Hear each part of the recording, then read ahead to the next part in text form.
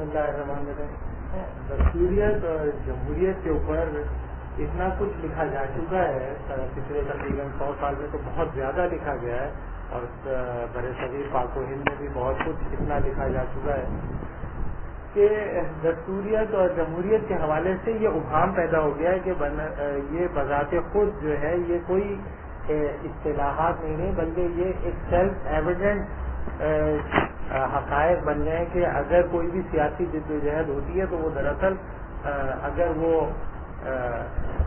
فطری کوئی سیاسی جدوجہد ہوتی ہے تو وہ جمہوری اور دستوری جدوجہد ہی ہوتی ہے، اور اس کا جو تعلق ہے اسلامی تحریکوں کے ساتھ وہ بھی ایک خاص طور پر نامیاتی طور پر بظاہر ایسا لوگوں کو لگتا ہے کہ منسلک ہو گیا ہے، اور دستوری جدوجہد اور جمہوری جدوجہد اور اسلامی سیاسی جدوجہد آپس میں اس طرح مل گئے ہیں کہ وہ سیلف ایویڈنٹ ٹروتھ بن جائے گا، ایسا سچائی جس کو اپنے جواز کے لیے کوئی مزید جواز تلاش کرنے کی ضرورت نہیں پڑتی. اور پچھلے سالوں کے اندر جو کام ہوا ہے اس کے حوالے سے اس سے بظاہر ایسا لگتا ہے کہ ہماری تمام سیاسی محرومیوں کا مداوع جو ہے وہ صرف جمہوری اور سیاسی دستوریت اور جمہوریت کے ذریعے ہی ممکن ہے، اور اگر دستوریت اور جمہوریت سے ہم نے کنارہ کشی اختیار کی تو وہ تمام مسائل وہ جو ہم 1500 سال سے مسلمانوں کی سیاسی فکر کے اندر موجود ہیں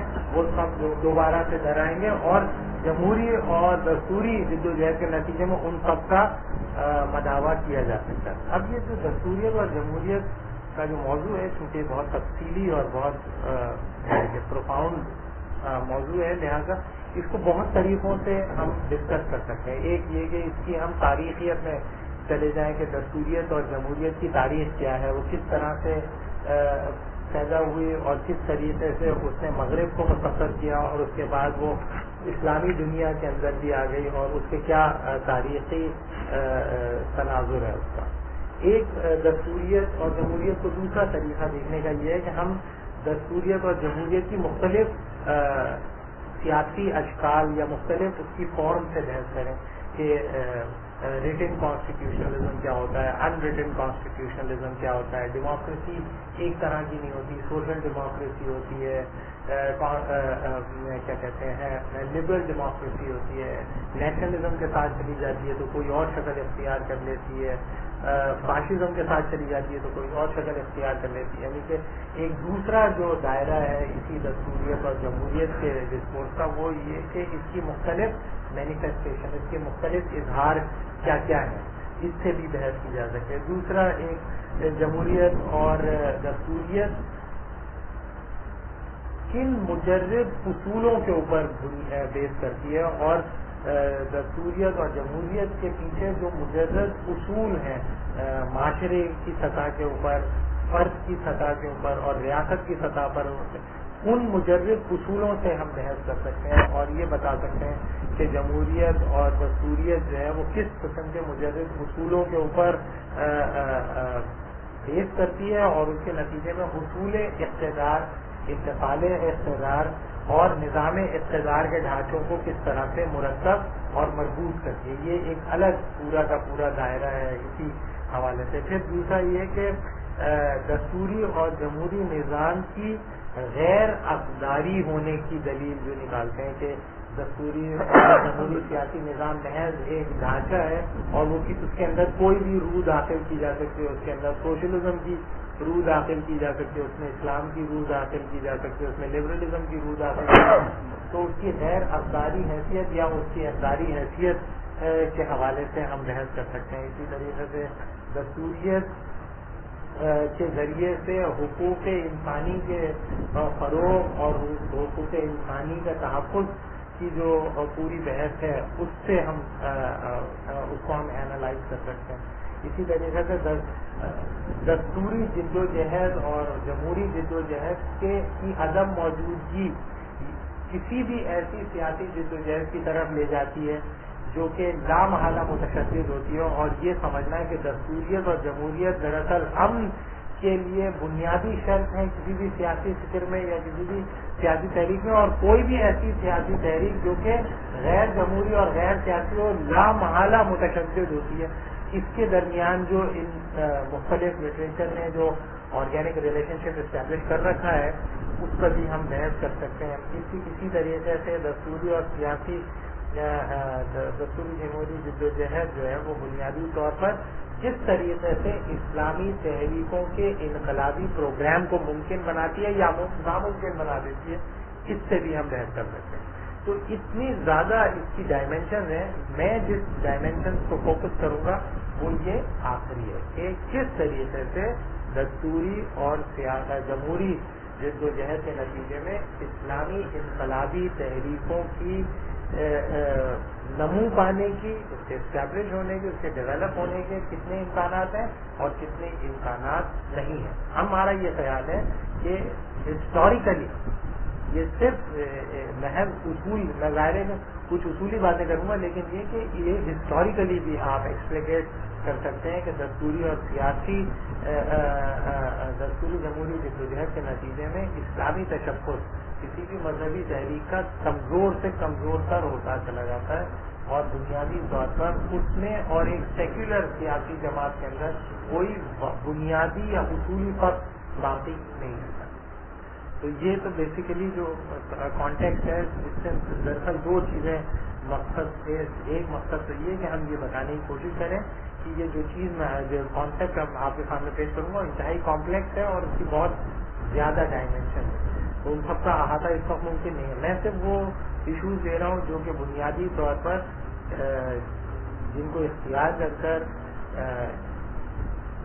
اسلامی سیاسی جدوجہد کے لیے ایک انسٹرومنٹ کے طور پر کیا جمہوری اور دستوریت کو استعمال کیا جا رہا ہے یا بنیادی طور پر اسے آئیڈیلائز کیا جا رہا ہے. ہمارا یہ خیال ہے کہ اسے کسی اسٹریٹجی کے طور پر استعمال نہیں کیا جا رہا بلکہ اسے آئیڈیلائز کر دیا گیا. جو سب سے خوفناک بات ہے اس چیز کی کہ اگر اسے اسٹریٹجی کے طور پر استعمال کیا جا رہا ہوتا تو 50 سال بہت تھے اس اسٹریٹجی کو ایگزیکیوٹ کرنے کے, لیکن حقیقتاً ہمیں یہ محسوس ہوتا ہے کہ وہ دستوریت اور جمہوریت کے جو مجرد اصول ہیں ان اصولوں کو وہ یہ سمجھتے ہیں اسلامی تحریکات کے اندر جو اہم لوگ ہیں ان کا یہ خیال ہے کہ بنیادی طور پر یہ ہم آہنگ ہے اسلامی سیاسی جدوجہد کے ساتھ, لیکن جو اس کی فلسفیانہ کمزوریاں ہیں وہ بھی ہمارے سامنے واضح ہوتی چلی جا رہی ہیں. ہو سکتا ہے کہ مستقبل قریب میں ہم ان سیاسی کمزوریوں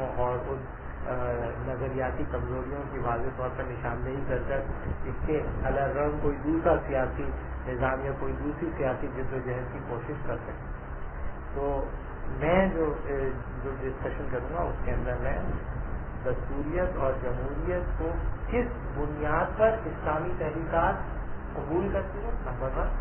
نمبر 2 کہ اس کو اختیار کرنے کے بعد اس سیاسی تحریک کے اندر کیا تبدیلیاں رونما ہوتی ہیں, دوسری سطح, اور تیسری سطح کہ اس کے نتیجے میں اسے کس قسم کے کمپرومائزز کرنے پڑتے ہیں.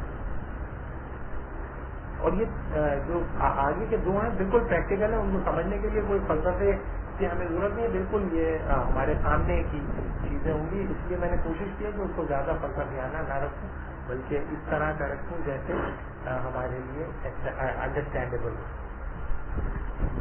اس میں یہاں پر اگر کوئی کسی کو کوشچن کرنا ہے تو کوشچن کر سکتا ہے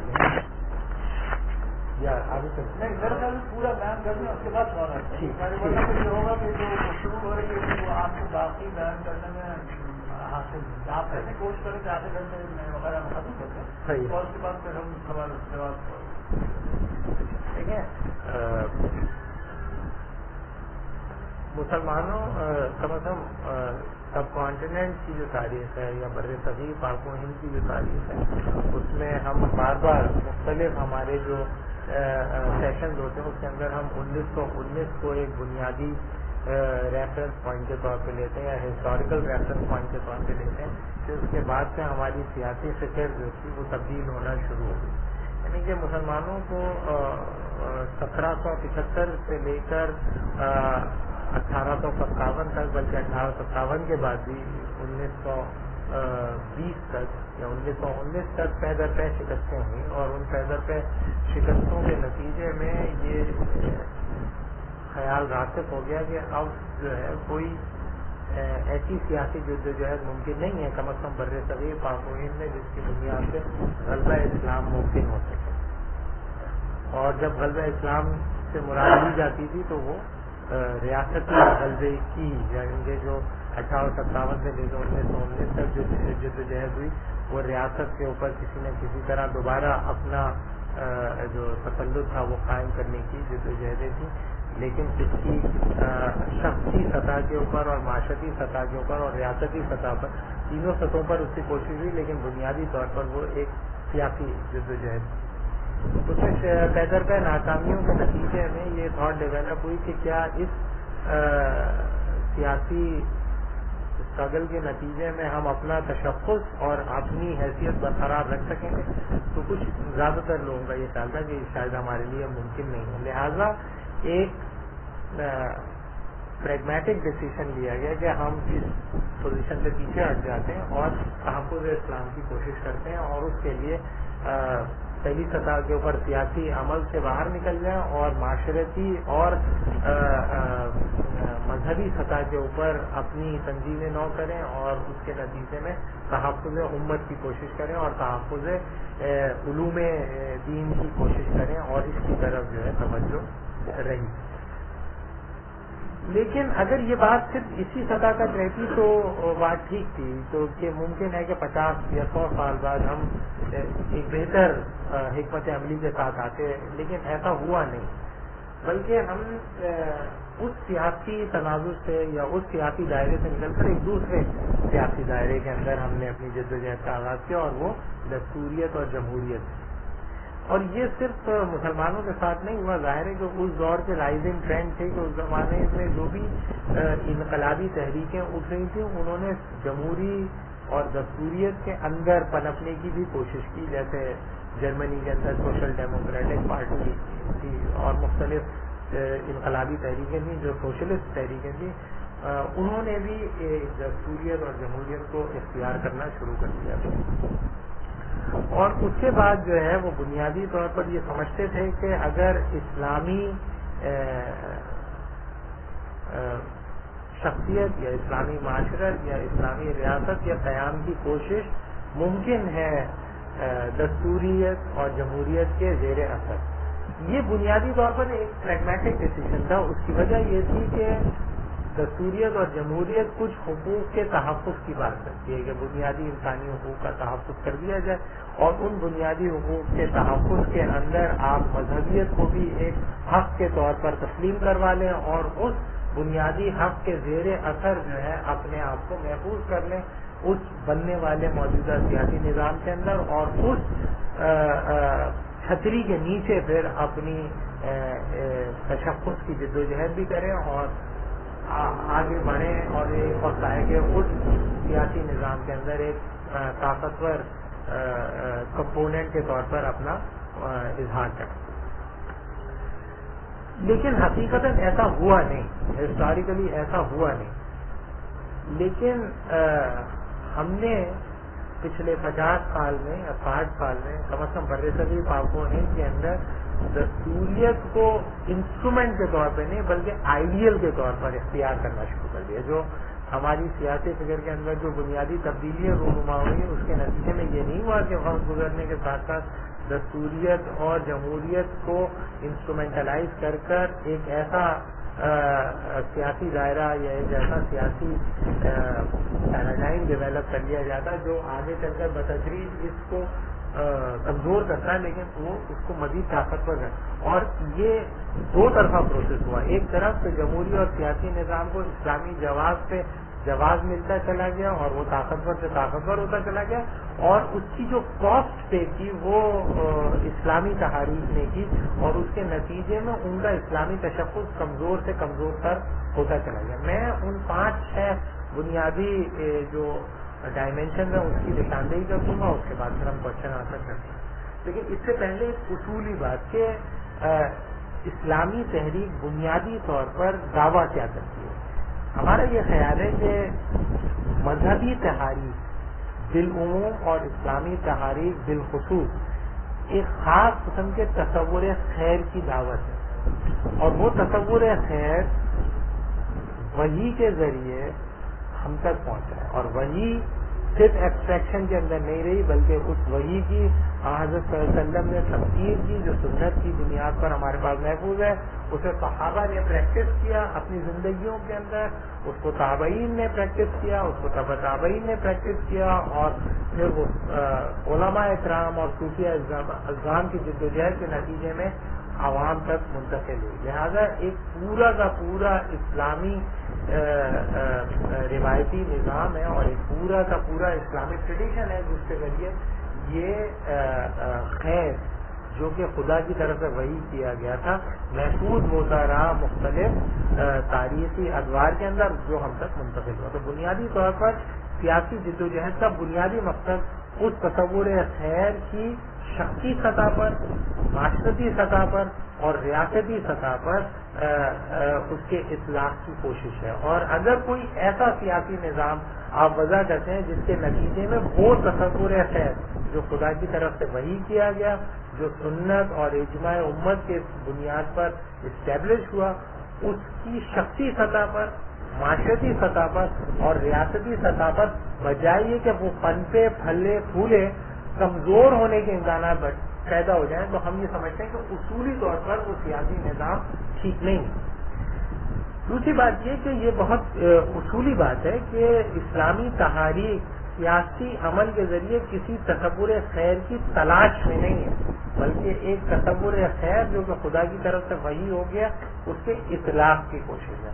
جبکہ مغرب کے اندر جب ہم جمہوری اور دستوری سیاسی جدوجہد کی بات کرتے ہیں تو وہ سیاسی عمل کے ذریعے کسی تصور خیر کی تلاش میں، دونوں میں بنیادی فرق ہے، کیونکہ گڈ ڈٹرمن نہیں ہے، ڈیفائن ہوتا ہے تاریخی عمل اور سیاسی اداروں کے ذریعے، جبکہ اسلام کے اندر کوئی سیاسی جدوجہد کے نتیجے میں کسی تصور خیر کی شناخت یا کسی تصور خیر کی تلاش کی جدوجہد نہیں، بلکہ ایک تصور خیر جو کہ پریکٹس ہو چکا ہے اس کے اصلاح کی کوشش ہے، اور اس کی بنیاد پر شخص کو اپنی شخصی حیثیت کو تبدیل کرنے، معاشرے کو اپنی معاشرتی حیثیت کو تبدیل کرنے اور ریاست کو اپنی ریاستی حیثیت کو تبدیل کرنے کی جدوجہد ہے جو کہ اس خیر سے نکل کر آتی ہے۔ لہذا اصولی طور پر تحریکات اسلامی خیر کی مرکزیت کی قائل ہوتی ہے۔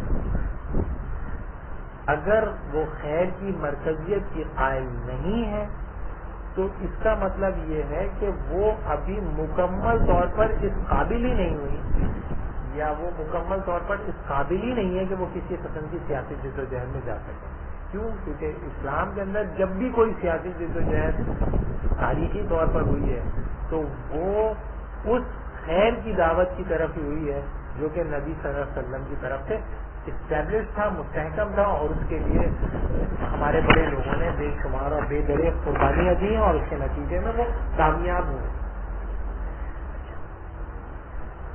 لیکن حقیقی طور پر یہ تصور خیر محض ایبسٹریکشن میں نہیں رہتا، لہذا اس تصور خیر سے ایک خاص قسم کے حقوق وضع کیے جاتے ہیں، اخذ کیے جاتے ہیں، اور وہ حقوق گارنٹی ہوتے ہیں اس تصور خیر کی پروٹیکشن کے لیے، اور اس تصور خیر سے اخذ کردہ حقوق معاشرے کے اندر ریاستی سطح کے اوپر پروٹیکٹڈ ہوتے ہیں، ان کا تحفظ کیا جاتا ہے، اور اس کی بنیاد پر معاشرے اور شخص اور ریاست کو ترتیب دیا جاتا ہے۔ لہذا یہ کہنا کہ اسلامی معاشرت یا اسلامی ریاست یا اسلامی شخصیت جو ہے وہ حقوق سے عاری ہوتی ہے، یہ بات ٹھیک نہیں ہے، لیکن یہ ایک اصولی بات ہے کہ وہ حقوق کسی مجرد اصول کے تحت یا کسی تاریخیت سے اخذ کردہ نہیں ہوتے، بلکہ وہ بنیادی طور پر اس تصور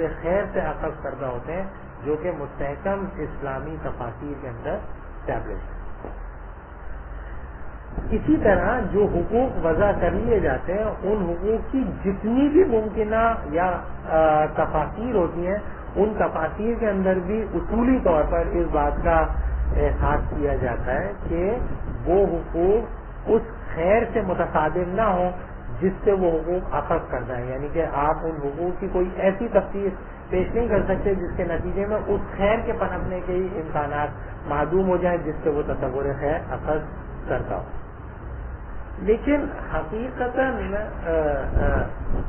جو بھی سیاسی عمل ہوگا وہ حقوق کی جد و جہد نہیں ہوگی، بلکہ وہ بنیادی طور پر خیر کی جد و جہد ہوگی، اور اس خیر کی دعوت، اس خیر کی ترویج اور اس خیر کے تحفظ کے لیے ہی ریاستی، معاشرتی اور انفرادی حیثیت میں لوگ اپنی اپنی کوششیں کریں گے، اور اسی کے نتیجے میں جو سیاسی، معاشرتی اور انفرادی نظام زندگی وضع پائے گا اس کے اندر اس خیر کے پھلنے پھولنے کی امکانات ہوں گے جو وحی الہی سے ہم آہنگ ہو، اور وہ تصور خیر جو وحی الہی سے ہم آہنگ نہیں ہے اس کے پھلنے پھولنے کے امکانات نہیں ہوں گے، بلکہ اس کی دیکھ کنی کرنا ریاستی سطح کے اوپر بھی، معاشرتی سطح کے اوپر بھی اور فرد کی سطح پر بھی ایک بنیادی وظیفہ ہوگا اس اسلامی تحریک کا جو اپنے آپ کو اسلامی تحریک کہتی ہے. یہ ایک اصولی بات ہے جو ہم نے رکھی ہے. لیکن حقیقتاً دستوریت اور جمہوریت جو ہے وہ جن پری ایمبلز کے اوپر یا جن مفروضوں کے اوپر کھڑی ہے ان کو یہ سمجھ لینا کہ وہ غیر افزاری ہیں، اور اس کے اندر کسی بھی قسم کے تصور خیر کو داخل کیا جا سکتا ہے، اور اس تصور خیر سے نکلنے والے تمام حقوق کو اسی ریاستی اور اسی دستوری عمل اور اسی دستوری نظام کے تحت نافذ کیا جا سکتا ہے، ایک ناممکن کوشش ہے. اس لیے کہ جمہوری اور دستوری سیاسی عمل جو ہے جس تصور خیر کے اوپر کھڑا ہے وہ بنیادی طور پر اس تصور خیر سے متصادم ہوتا ہے جو کہ وحی الہی سے اخذ کرتا ہے. لیکن یہ جو بات میں نے کہی ہے، یہ آخری بات کہ جمہوری عمل ایک تصور خیر کے اوپر کھڑا ہوتا ہے، یہ بذات خود اس کا ایک ڈولیٹی ہے، اس کی ایک دوہرا پن ہے. یعنی کہ کیونکہ مغربی فکر کے اندر بہت سارے لوگوں کا یہ خیال ہے کہ دستوریت اور جمہوریت کسی تصور خیر کی بنیاد پر نہیں کھڑے ہوتے بلکہ وہ حقوق کی بنیاد پہ کھڑے ہوتے ہیں. اور حقوق یہ ہے کہ جس کو جو تصور خیر اپنی انفرادی زندگی کے اندر اختیار کرنا چاہتا ہے اختیار کرے. ہمارا اعتراض یہ ہے کہ بنیادی طور پر جو بنیادی انسانی حقوق جنہیں ہم بار بار بنیادی انسانی حقوق کہتے ہیں، وہ بنیادی انسانی حقوق ایک خاص قسم کے تصور خیر سے اخذ کردہ ہوتے ہیں جو مغربی تاریخیت سے نکلے ہیں. لیکن حقیقتاً ہم کرتے یہ ہیں کہ ان حقوق انسانی کو یہ سمجھتے ہیں کہ یہ کسی مخصوص تاریخ سے نہیں بلکہ یہ آفاقی ہیں، مجرد ہیں، اور یہ تمام انسانوں کے حقوق کا تحفظ کرتے ہیں، اور ان حقوق کی ریاستی تحفظ کے نتیجے میں ہر تصور خیر کے پنپنے کے امکانات پیدا ہو جاتے ہیں. کیونکہ ہر تصور خیر کے پنپنے اور پھلنے پھولنے کے امکانات ممکن ہیں، اس لیے اسلامی تصور خیر کے پنپنے اور پھلنے پھولنے کے امکانات بھی ممکن ہو جائیں گے. لہذا ان بنیادی انسانی حقوق کی بنیاد پر جو سیاسی نظام وضع ہوگا وہ دستوریت کا بھی تحفظ کرے گا، جمہوریت کا بھی تحفظ کرے گا، اور اسلام کا بھی تحفظ کرے گا. یہ ہماری بنیادی اصولی غلطی ہے، اور ہمارا یہ خیال ہے کہ پہلی بات تو یہ کہ یہ بنیادی انسانی حقوق غیر اقداری نہیں ہوتے بلکہ یہ ایک خاص قسم کی تاریخ سے نکلے، ایک خاص قسم کے تصور خیر سے نکلے، اور یہ تصور خیر دراصل متصادم ہے اس تصور خیر سے جو وحی الہی سے اخذ کرتا ہے. اب آپ اسی تاریخی تناظر میں اگر پیچھے جائیں تو ذہن میں رکھیں کہ مسلمانوں کے ہاتھ سے ریاست بھی نکل گئی ہے، انگریز ان کی پٹائی بھی کر رہا ہے، ان کے پاس کوئی معاشرتی سربندی بھی موجود نہیں ہے، اور وہ ڈس انٹیگریٹڈ بھی ہیں.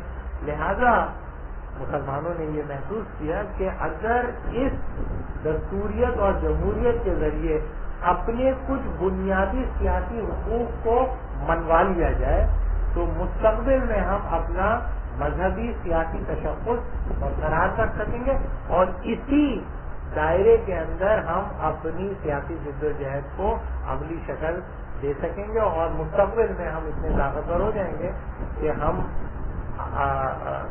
جو بھی ہمارے ایگزسٹنگ چیلنجز ہیں ان کا مقابلہ کرنے کے لیے تیار ہوں. لیکن ایسا ہو نہیں سکا. اس کی بنیادی وجہ یہ ہے کہ جب آپ یہ کہتے ہیں کہ جمہوری اور دستوری سیاسی نظام کس چیز کی کوشش کرتا ہے, تو دستوری اور جمہوری نظام بنیادی طور پر انسان کی ارادے کو سیاسی طور پر اپلائی کرنے کا نام ہے کہ آپ انسانی ارادہ انسانی کو کس طریقے سے معاشرتی, ریاستی اور فرد کی سطح کے اوپر نافذ کر سکیں. لہذا جب آپ ایک دستوری اور جمہوری سیاسی جدوجہد میں جاتے ہیں تو ارادہ انسانی ایک بہت اہم سیاسی آئیڈیل کے طور پر آپ کے سامنے آتا ہے, اور آپ یہ سمجھتے ہیں کہ ارادہ انسانی جو ہے وہ بنیادی طور پر طاقت کا سرچشمہ ہے اور اسی کی بنیاد پر خیر اور شر کے معیارات کا تعین ہوتا ہے. لہذا جب آپ ارادہ انسانی کو بنیاد بنا کر کسی سیاسی عمل میں شریک ہوتے ہیں تو اس کے نتیجے میں وہ تصور خیر جو زیادہ انسانوں کے لیے ایکسیپٹیبل ہوتا ہے وہی خیر بن جاتا ہے. لہذا بنیادی انسانی حقوق کس چیز کی دعوت دیتے ہیں؟ بنیادی انسانی حقوق ایک ایسے سیاسی نظام کی طرف آپ کو بلاتے ہیں جو یہ کہتا ہے کہ انسان جو چاہنا چاہے اور جو چاہے وہ حاصل کر سکے, اور سیاسی نظام کا بنیادی وظیفہ یہی ہے کہ وہ ایک ایسا معاشرتی اور سیاسی نظام وضع کر سکے جس میں انسان اپنی چاہتوں کے مطابق اپنے اہداف کا تعین کر سکے, نہ کہ اپنی چاہتوں کو کسی دوسرے کی چاہت کے ماتحت کرے. مذہبی سیاسی جدوجہد کے اندر انسان کو اپنی چاہتوں کو ماتحت کرنا ہوتا ہے اس چاہت کے جو کہ خدا کی چاہت ہے, جبکہ جمہوری سیاسی جدوجہد میں انسان کو اپنی چاہتوں کے مطابق جو ہے اپنے اہداف کو وضع کرنے کا بنیادی حق حاصل ہو جاتا ہے. لہذا اسلامی تحریکات نے یہ سمجھا کہ اگر ہم لوگوں کو دعوت دیں گے اور لوگوں کو دعوت دے کر ان کو اس بات سے تیار کر لیں گے کہ آپ اپنے ارادے کو خدا کے ارادے کے آگے جو ہے سرینڈر کر دیں, اور اس کے نتیجے میں سب لوگ ووٹ ڈالیں گے اور اس ووٹ ڈالنے کے نتیجے میں ایک طرح کی بیعت ہوگی اور اس کے نتیجے میں دوبارہ سے اسلامی سیاسی نظام جو ہے وہ وضع ہو جائے گا, نافذ ہو جائے گا. اور اسلام کے سیاسی نظام کو نافذ کرنے کے لیے ووٹ جو ہے فی زمانہ بیعت کی ایک شکل. جب ہم یہ بات کرتے ہیں تو دراصل ہم اس پورے تاریخی تناظر کو مائنس کر دیتے ہیں جو یہ کہتا ہے کہ یہ سیاسی نظام جس تاریخیت سے نکلا ہے وہ انسان کی الوہیت کو دنیا میں نافذ کرنے کے لیے وضع کی گئی ہے, اور اس کے نتیجے میں وہ مقاصد حاصل نہیں ہو سکتے جو کہ کسی بھی مذہب کا بالعموم اور اسلام کا بالخصوص جو ہے وہ وظیفہ ہے. لہذا ہم لوگوں نے جو کوشش کی اس کے نتیجے میں آگے چلتے ہوئے ہم نے مستقل اور مسلسل کمپرومائزز کرتے رہے, اور ان کمپرومائزز کے نتیجے میں ہماری اسلامی حیثیت اور اسلامی شخصیت اور اسلامی معاشرت جو ہے متاثر ہوتی چلی. اگر ہم اب چونکہ یہ بہت کمپلیکیٹڈ پوزیشن ہے لہذا میں دو چیزوں کو کانٹریکٹ کروں گا. ایک یہ کہ ایک ایسا سیاسی نظام جو حق کو خیر پر فوقیت دیتا ہے, اور ایک ایسا سیاسی نظام جو خیر پر حق کی فوقیت کا قائل ہے. تو کچھ ایسے سیاسی نظام ہوتے ہیں جو گڈ کو فوقیت دیتے ہیں رائٹ کے اوپر, اور کچھ ایسے سیاسی نظام ہیں جو رائٹ کو فوقیت دیتے ہیں گڈ کے اوپر. اسلامی سیاسی نظام کے بارے میں ہمارا یہ خیال ہے کہ وہ گڈ کو فوقیت دیتی ہے رائٹ کے اوپر, اور کسی بھی ایسے رائٹ کو, کسی بھی ایسے حق کو ری انٹرپریٹ کرنے کے, تنسیخ کرنے کے اور ری ڈیفائن کرنے کی اہلیت رکھتی ہے جو اس تصور خیر کی راہ میں رکاوٹ ہو جو کہ خدا اور اس کے رسول کی طرف سے ہم تک پہنچے. لہذا جب آپ دستوری اور جمہوری سیاسی جدوجہد میں جاتے ہیں تو آپ اصولی طور پر پیچھے ہٹتے ہیں اپنے اس بنیادی تصور سے کہ آپ جدوجہد کریں گے خیر کی حق پر فوقیت پر یا حق کی خیر پر فوقیت. یہ دوسری اسٹیج ہے اس آرگومنٹ کی. اور ہم یہ سمجھتے ہیں کہ جب ہم دستوریت اور جمہوریت سے پر انحصار کرتے ہیں تو ہم خیر پر حق کی فوقیت سے رجوع کرتے ہیں اور حق کی خیر پر فوقیت کے قائل ہو جاتے ہیں. جب ہم حق کی خیر پر فوقیت کے قائل ہو جاتے ہیں تو ہم یہ پہلی کمپرومائز جو ہم کرتے ہیں وہ یہ کہ ایک سے زائد خیر موجود ہے. نمبر 1 نہ صرف موجود ہے بلکہ وہ برابر کے لیجیٹیمیٹ ہے, ان کی لیجیٹیمیسی کی حیثیت برابر ہے. لہذا جتنا مجھے اپنے خیر کو پھیلانے کا حق ہے اتنا ہی اس کے مد مقابل کھڑے ہونے والے کسی بھی تصور خیر کو پھیلانے کے لیے کسی کو بھی حق ہے. لہذا پہلی چیز جو ہم یہ کرتے ہیں وہ یہ کہ خیر کو, اس خیر کو جو خدا اور اس کے رسول کی طرف سے آیا ہے اور اس خیر کو جو ایک انسان کے نفس کے ذریعے پیدا ہوا ہے برابر حیثیت سے قبول کر لیتے ہیں اصولی طور پر. پریکٹیکلی طور پر کوئی نہیں قبول کرتا لیکن اصولی طور پر آپ قبول کرتے ہیں جب آپ یہ کہتے ہیں کہ خیر پر حق کو فوقیت ہے. تو اس کا مطلب یہ ہے کہ ایک سے زائد خیر ممکن ہے نمبر 1, اور لوگوں کو کس طرف بلانا ہے, لوگوں کو اپنے خیر کی طرف بلانے کے لیے پہلے آپ کو اس چیز کو ماننا پڑے گا کہ کچھ بنیادی حقوق ہوتے ہیں تمام انسانوں کے, اور حقوق کیا ہیں ان کے کہ وہ خیر کی جو تفصیل کرنا چاہیں کریں. لہذا یہ بھائی خیر کی جو تفصیل کرنا چاہیں کریں اور یہ بھائی خیر کی جو تفصیل کرنا چاہیں کریں اور وہ بھائی خیر کی جو تفصیل کرنا چاہیں, اور ایک خیر کی تفصیل انبیاء علیہ السلام بھی کر رہے ہیں اور صحابہ بھی کر رہے ہیں اور ائمہ بھی کر رہے ہیں, وہ بھی ایک تفصیل ہے. لیکن یہ سب ہیں اصولی طور پر برابر. چلو آؤ بیٹھ کے بات کرتے ہیں ایک جمہوری اور دستوری سیاسی نظام کے اندر, اور پھر ان کا یہ خیال ہے کہ چونکہ سب ماشاءاللہ مسلمان ہیں فوراً جب ان کو پتہ چلائے گا کہ ارے یہ تو حضور صلی اللہ علیہ وسلم بھی, تو فوراً وہ قائل ہو جائیں گے. یہ ان کا سادہ لوحی کی یا ان کی مسلمانوں کی قلبی اور معاشرتی اور ریاستی جو حیثیت تھی اس کے اوپر ان کا بھروسہ تھا کہ انہوں نے یہ سمجھا کہ اصولی طور پہ ابھی ہم یہ مان لیتے ہیں کہ ایک زائد خیر ممکن ہے, اور انہی خیروں میں ایک خیر وہ بھی ہے جو کہ خدا کی طرف سے وہی ہو گیا ہے. لہذا پہلی سطح پر آپ جو کمپرومائز کرتے ہیں اس سیاسی نظام کے اندر وہ یہ کہ ایک سے زائد خیر ممکن ہے, لیکن یہ تمام خیر آپس میں کس طرح پیسفلی کو ایگزسٹ کر سکیں اس کے لیے ضروری ہے کہ پہلے ہمیں کچھ مجرد انسانی حقوق کو مان لینا پڑے گا. اور وہ مجرد انسانی حقوق کیا ہیں؟ وہ مجرد انسانی حقوق کا پہلا کلوز یہی ہے کہ everybody is equally free to determine his own conception of. تمام انسان برابر کے آزاد ہے خیر کی تفصیل کرنے پر, اور کسی انسان کو کسی دوسرے انسان پر یہ حق نہیں پہنچتا کہ وہ اپنے تصور خیر کو مسلط کر سکیں کسی دوسرے انسان کے اوپر. فرد کی سطح پر کسی معاشرے کو یہ حق نہیں پہنچتا کہ وہ کسی فرد کے اوپر اس تصور خیر کو مسلط کر سکے جو اس معاشرے کا ڈومیننٹ تصور خیر ہو, اور کسی ریاست کو یہ حق نہیں پہنچتا کہ وہ کسی معاشرے کو یا معاشرے میں بسنے والے کسی فرد پر وہ تصور خیر اپلائی کرے جو کہ اس فرد جس کا تحفظ اسی ریاست نے کر دیا.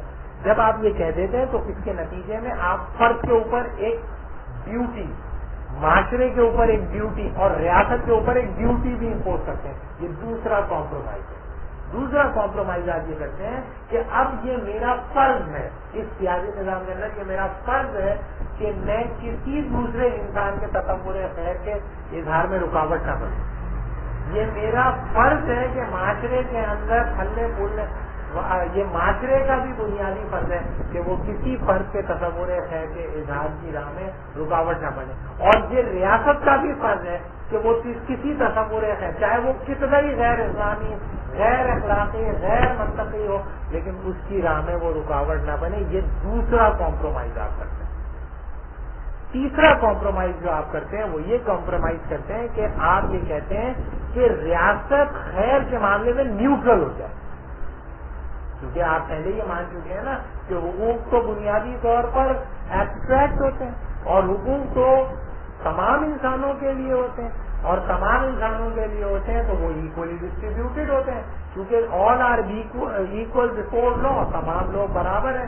لہذا ریاست کو یہ حق نہیں پہنچتا کہ وہ کسی تصور خیر کے اطلاق کے لیے کوئی پوزیشن لے اور یہ پوزیشن لے کہ یہ تصور خیر کہ اگر کسی نے وائلیشن کی تو ہم اسے سپریس کریں، ہم اسے سزا دیں. نہیں، کیوں؟ کیونکہ جس چیز کو بنیادی انسانی حقوق کے اندر تحفظ مل گیا، مثلا یہ تحفظ کہ میں خیر کی جو تفصیل کرنا چاہوں کروں، میں یہ مناسب سمجھتا ہوں کہ میں شراب پیوں، تو ریاست کو کیا پہنچتا ہے کہ مجھے منع کرے کہ تم نہیں پیو شراب. میں خود پی رہا ہوں اپنی انفرادی عزت میں اور اس گناہ کو میں گناہ نہیں سمجھتا، بلکہ میں کہتا ہوں یہ تو ثواب کی بات ہوتی ہے کہ ایک چیز بنی ہے اس کو ضائع کرنا ایک تو اچھی بات نہیں، شراب پینا چاہیے. لیٹ سپوز تو کیا ریاست مجھے اگر شراب پہ پابندی لگاتی ہے تو دراصل وہ میرے بنیادی انسانی حقوق کو وائلیٹ کرتی ہے.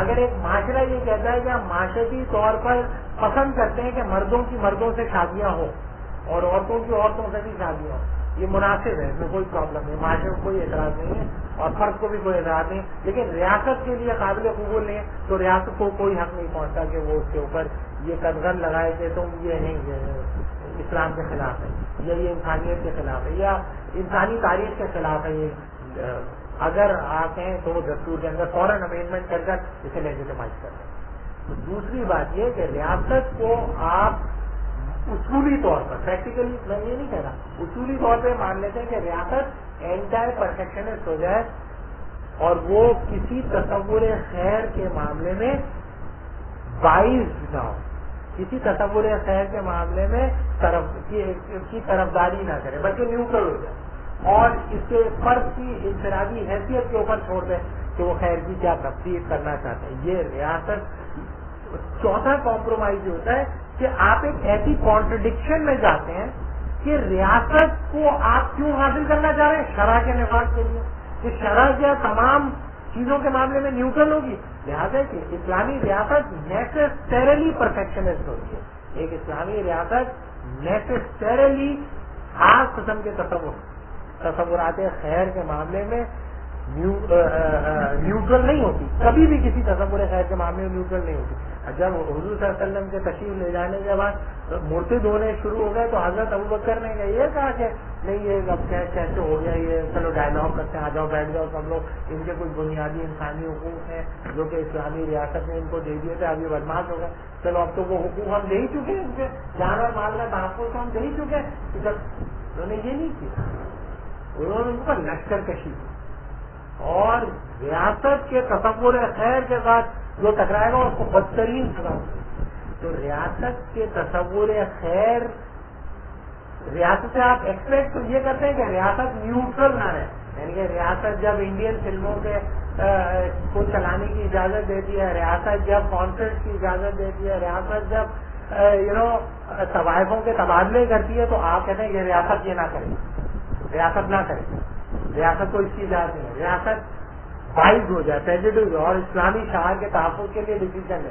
لیکن جب وہی ریاست آپ سے یہ کہتی ہے کہ تم جو ہے یہ زبردستی لوگوں کو نماز پڑھانا بند کرو، تو کہتے ہیں ہمارا یہ حق ہے، یہ ہمارا فنڈامنٹل رائٹ ہے، ہم تو نماز پڑھائیں گے. ریاست آپ سے کہتی ہے کہ یہ تم پردہ نہیں کرواؤ لو، تو کہتے ہیں پردہ کرنا ہمارا بنیادی حق ہے. تو آپ دعوت کس چیز؟ پانچواں ہے جو کمپرومائز کرتے ہیں، جو آپ سب سے خوفناک کمپرومائز جو کرتے ہیں وہ یہ کہ آپ اپنی خیر سے پیچھے ہٹ کر حقوق کی جدوجہد شروع کرتے ہیں. آپ کہتے ہیں خیر پتہ نہیں ہے کہ نہیں ہے، ظاہر ہے کہ دنیا میں بہت سارے بے غیرت، بے حیا اور بے شرم لوگ بھی ہیں، لہٰذا جو ہے جو ان کا حق ہے کہ وہ بے غیرتی اور بے حیائی اور بے شرمی کو استعمال کرتے ہوئے پردہ نہ کرنے کا حق استعمال کریں، اور میں چونکہ باحیا ہوں لہٰذا میں پردہ کرنے کا حق استعمال کر کے پردہ کروں گا. تو جس چیز کی طرف آپ لوگوں کو نہیں بلاتے وہ خیر ہے، اور جس چیز کی طرف آپ ان کو بلاتے ہیں وہ ان کا حقوق ہے. اور جب آپ حقوق کی بنیاد کے اوپر کچھ لوگوں کو پردے پہ مجبور کرتے ہیں اور اسلامی نظام زندگی کی طرف بلاتے ہیں تو اسی طریقے سے بہت سارے بدماش لوگ حقوق کی بنیاد پر ان کو بدماشی کی طرف بلاتے ہیں. تو آپ اور وہ اس میں بنیادی فرق کیا ہے؟ تو پانچواں کمپرومائز آپ یہ کرتے ہیں کہ آپ خیر کی دعوت سے پیچھے ہٹ جائیں اور جس چیز کا آپ کوشش کرتے ہیں وہ حقوق کی سیاست ہوتی ہے. جب آپ حقوق کی سیاست کے اندر جاتے ہیں تو اس سے کیا بنیادی مسائل پیدا ہو جاتے ہیں. پہلا کام یہ ہوتا ہے کہ حقوق جو ہوتے ہیں وہ فرض کے ہوتے ہیں. یاد رکھیں حقوق بنیادی انسانی حقوق جس کو دستوریت اور جمہوریت پری ایمبل کے طور پر یا بنیادی مفروضے کے طور پر قبول کرتی ہے وہ حقوق فرض کے ہوتے ہیں. نہ وہ اجتماعیت کے ہوتے ہیں, نہ وہ مذہبی اجتماعیت کے ہوتے ہیں, نہ وہ خاندانی اجتماعیت کے ہوتے ہیں, نہ وہ سیاسی اجتماعیت کے ہوتے ہیں. وہ فرض کے حقوق ہوتے ہیں. لہذا جب آپ فرض کے حقوق کی بات کرتے ہیں تو بنیادی طور پر آپ اپنی مذہبی اجتماعیت کو قائم رکھنے کے قابل نہیں رہتے. کیوں قائم نہیں؟ فرض کریں کہ آپ یہ سمجھتے ہیں کہ آپ کی بیٹی کو کسی ہندو سے شادی نہیں کرنی چاہیے. یہ آپ کا صرف خیال نہیں ہے, یہ آپ کی صرف خواہش نہیں ہے, یہ آپ کے تصور خیر سے نکلتا ہے جس کے بارے میں واضح احکامات موجود ہیں اور اجماع امت بھی. لیکن آپ کی بیٹی کہتی ہے کہ میں تو کروں گی شادی ایک ہندو سے اور میں 18 سال کی ہو گئی اور یہ میرا بنیادی انسانی حق ہے کہ میں جس سے چاہے جا کے شادی کروں. تم کون ہوتے ہو مجھے منع کرو؟ تو آپ جب یہ اس کو کس بنیاد پہ آپ روکتے ہیں؟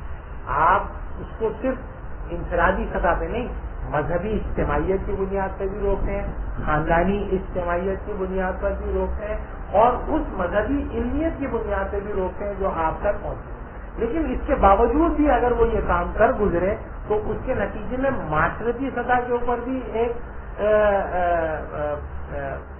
تصادم کی صورت پیدا ہوگی اس بچی کے لیے, اور فرد کی سطح پر بھی اور خاندان کی سطح پر. جب آپ بنیادی انسانی حقوق کو اصول کے طور پہ قبول کر لیتے ہیں تو آپ پھر اس بچی کو اس ہندو کے ساتھ شادی کرنے پہ نہیں روک سکتے, اس لیے کہ یہ اس کا بنیادی حق ہے.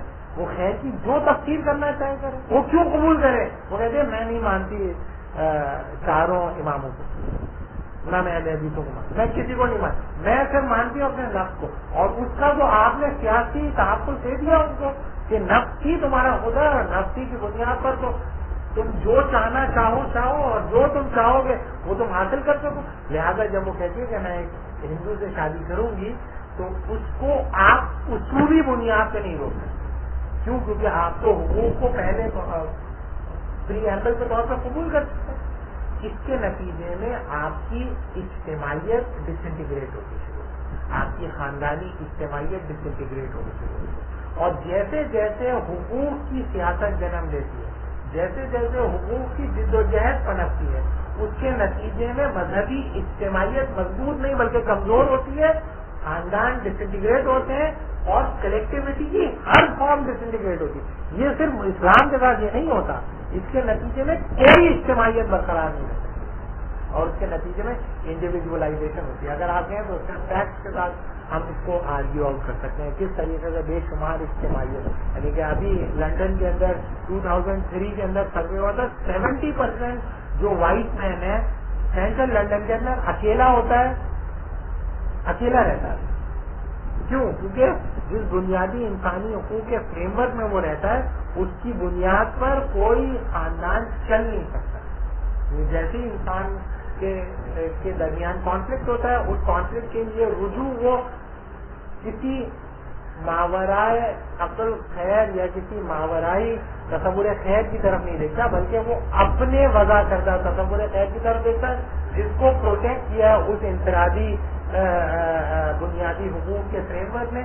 لہذا 2002 کے اندر 58,000 عورتوں نے صرف اس وجہ سے طلاق لی اپنے شوہروں سے امریکہ کے اندر کہ ان کے شوہر رات کو سوتے ہوئے خراٹے لیتے. اس کے فنڈامنٹل رائٹ وائلیٹ ہو گئے, فنڈامنٹل رائٹ وائلیٹ ہو گیا, وہ سو نہیں سکیں گی, صبح وہ کام پہ نہیں جا سکے گی تو اس کے نتیجے میں جب وہ لوگوں کے سامنے جائے کہتی ہے کہ مجھے اس وجہ سے طلاق چاہیے کہ میرا شوہر خراٹے لیتا ہے اور میرے فنڈامنٹل رائٹ وائلیٹ ہوتے ہیں, میرا فریڈم وائلیٹ ہوتی ہے, تو اس کو لیجیٹیمیٹ دعویٰ سمجھا جاتا ہے. اور اس کے نتیجے میں صرف پاکستان کے اندر یا سب کانٹیننٹ کا مسئلہ نہیں ہے، پوری دنیا کا مسئلہ ہے کہ جب بنیادی انسانی حقوق کو استعمال کیا جاتا ہے تو کلیکٹیوٹیز ڈس انٹیگریٹ ہونی شروع ہو جائے گی.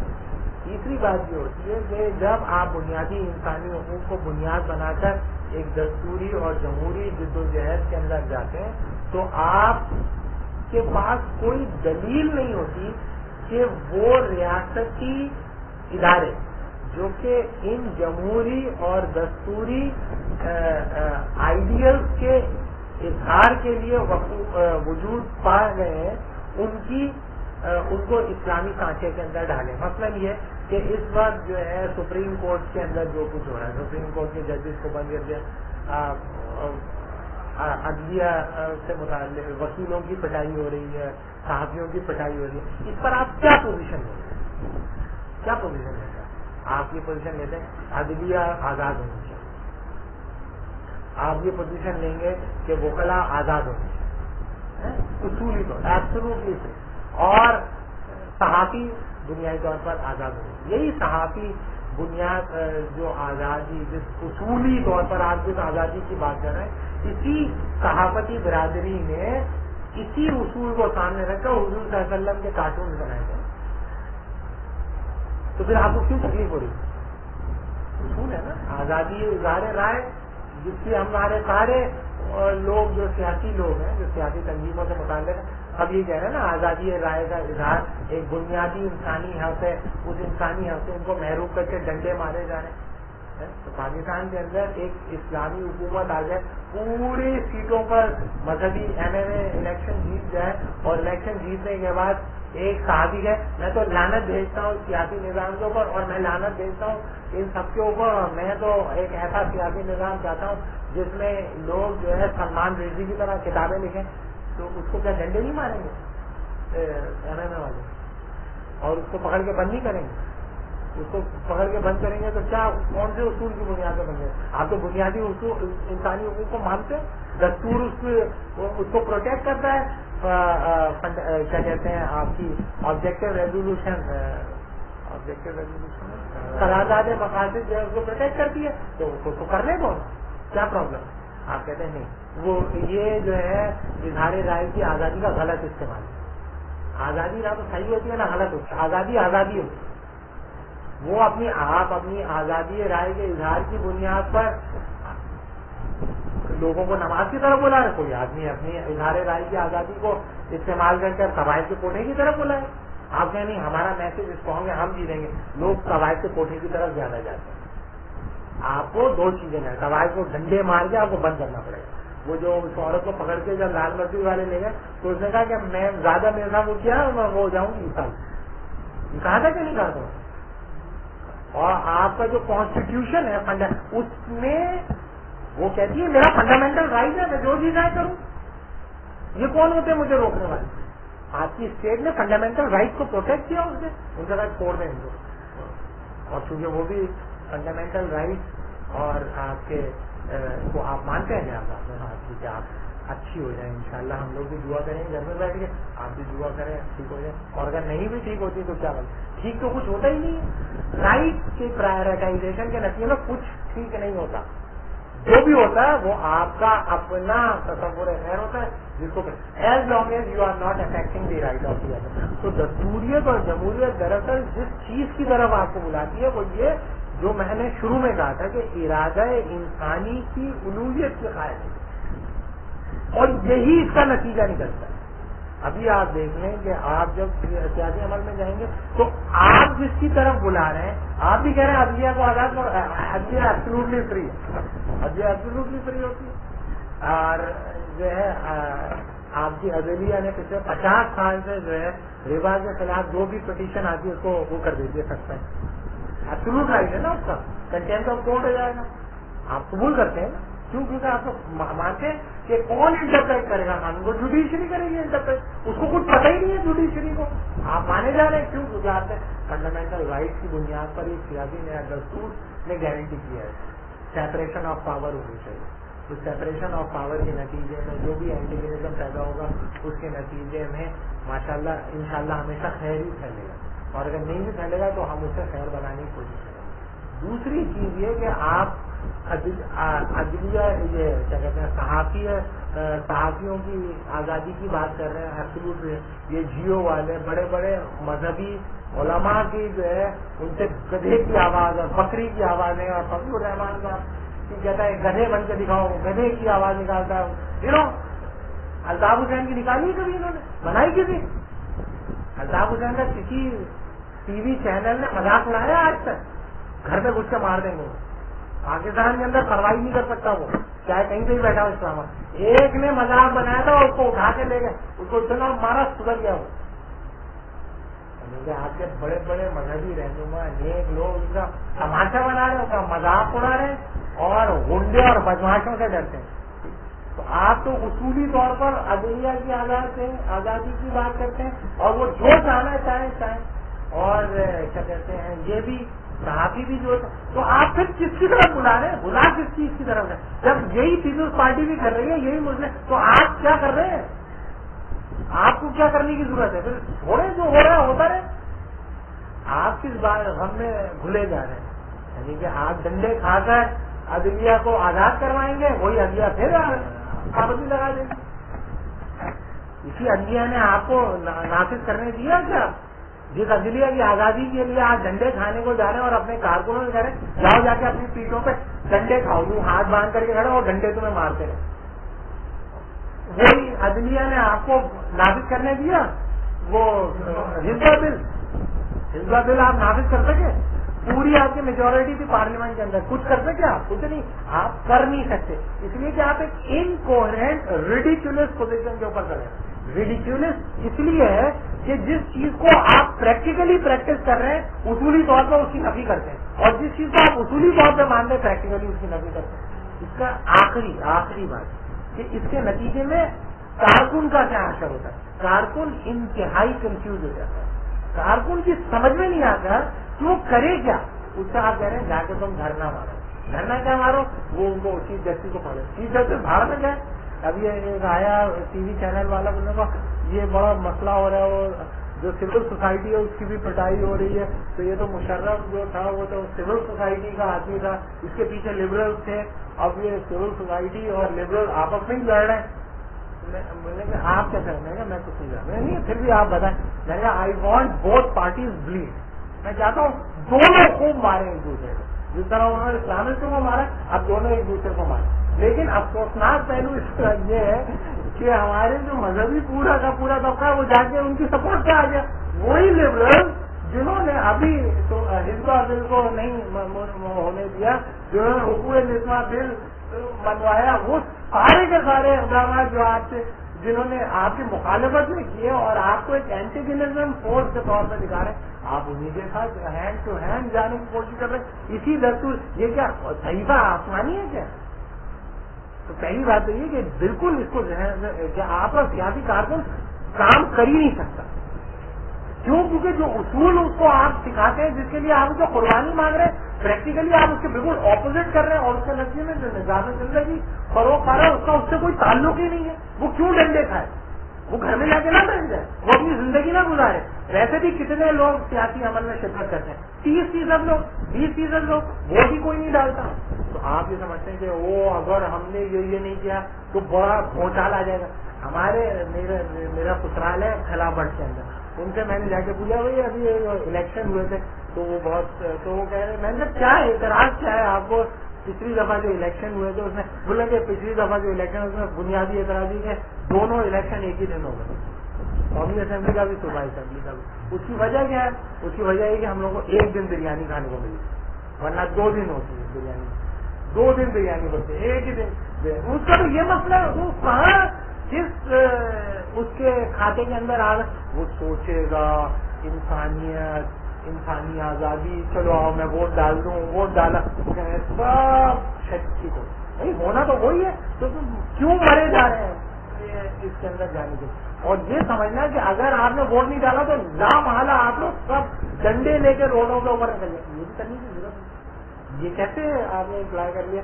کہ اگر ہم نے یہ نہیں کیا تو پھر ہم یہ کریں گے پہلی بات تو یہ کہ یہ پتہ ہی نہیں ہے کہ آپ کے کارکن کو میں یہ کرنا کیا ہے کتنی یعنی کہ جیسے کارکن مذہبی جماعتوں کے ہوتے ہیں، اس کارکن کی کریڈیبلٹی یا اس کارکن کی کمٹمنٹ اس کی انتہا یہ ہے کہ اس کو 1 ٹکا نہیں ملنے والا، لیکن پھر بھی وہ مار کھا رہا ہے، اس کو آپ ضائع کر دیتے ہیں، اس سے کہتے ہیں یہ کرو وہ کرو، یہ اخبار کے دفتر پہ چلے جاؤ وہاں جا کے کرو. وہ اخبار کا جو بندہ ہے وہ تو خبروں کی دلالی کر رہا ہے، خبروں کا دھندا بنایا ہوا اس نے.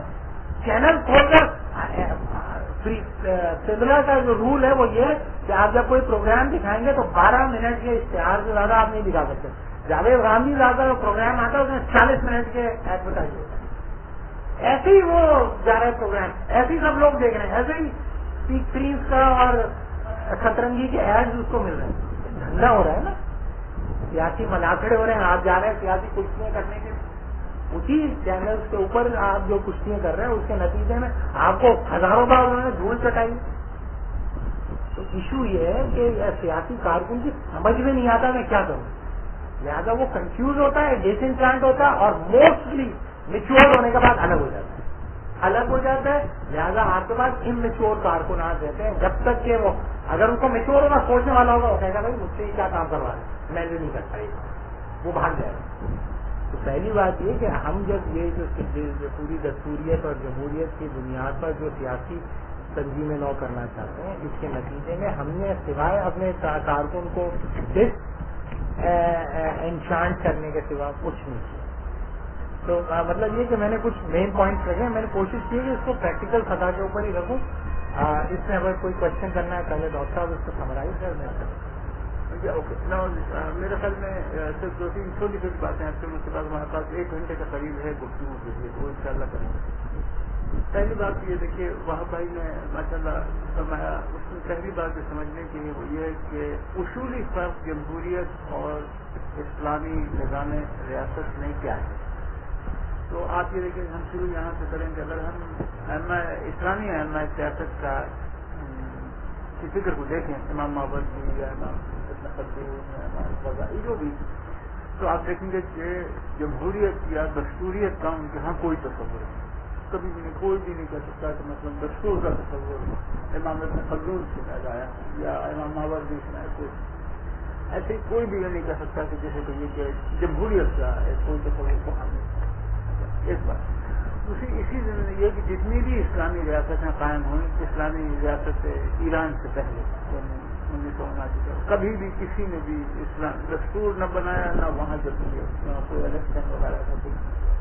حالانکہ 1000 سال تک اسلامی حکومتیں قائم رہی ہیں. نہیں، یہ ظاہر ہے کہ سب جانتے ہیں. اگلا جب ہمارا نشست ہوگا اس میں بتایا جائے گا کہ اسلامی حکومت کیا ہوتی ہے، کیا اسلامی حکومت اور خلافت راشدہ میں کیا تعلق ہے.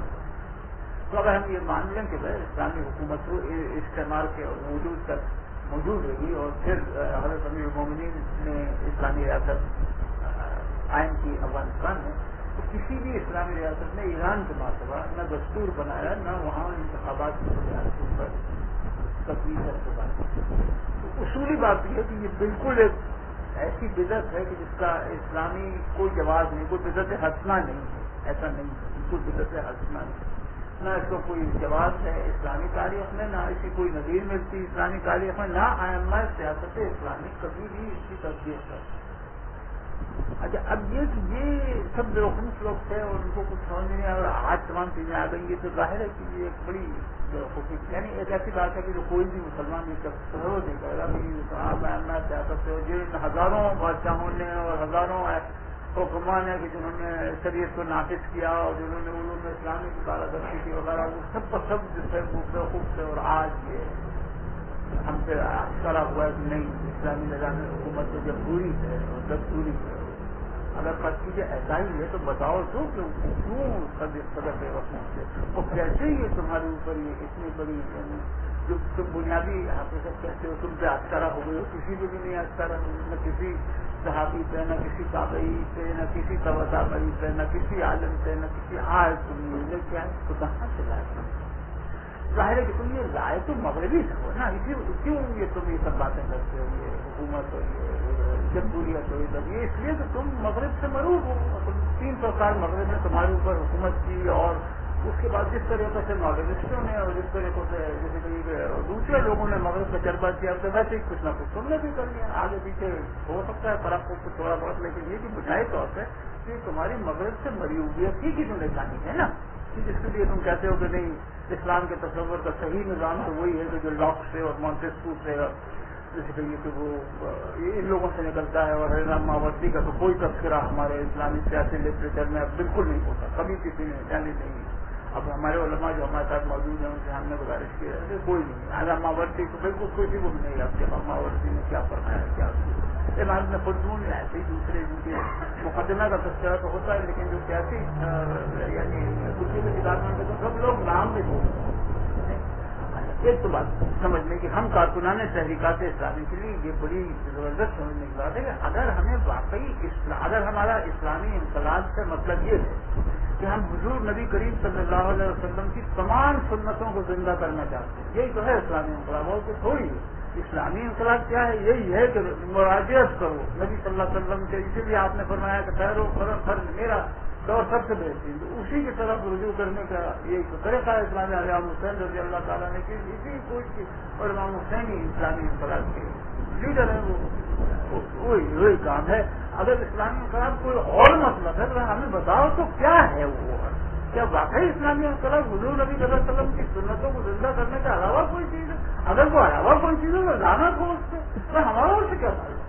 اگر اسلامی انقلاب حضور نبی کریم صلی اللہ علیہ وسلم کی سنتوں کو زندہ نہیں کرنا ہے اور وہ کچھ اور کرنا ہے, مجھ کو وزیر اعظم بنایا تو کس بدماش کو اس کا شوق تھا کوئی مطلب نہیں. اچھا, تو پہلی بات تو یہ سمجھیں کہ وہ یہ کہ نبی صلی اللہ علیہ وسلم نے جو معاشرت اور جو ریاست وغیرہ قائم کی تھی تو اس کے اندر اس کی جو بھی تشریحات ہوئی ہیں جو ہماری تاریخ میں اور ہماری علمیت میں معتبر ہیں, ان کے لیے بالکل اجنبی چیزیں ہیں دستوریت اور جمہوریت. ان کا کوئی تصور ہماری علمیت اور ہماری جیسے کہیے کہ تاریخ میں ہماری معتبر علمیت اور معتبر تاریخ میں کہیں نہیں ملتا. ہاں وہ بدماش فارابی تھا جو فارابی جان اس کے ساتھ.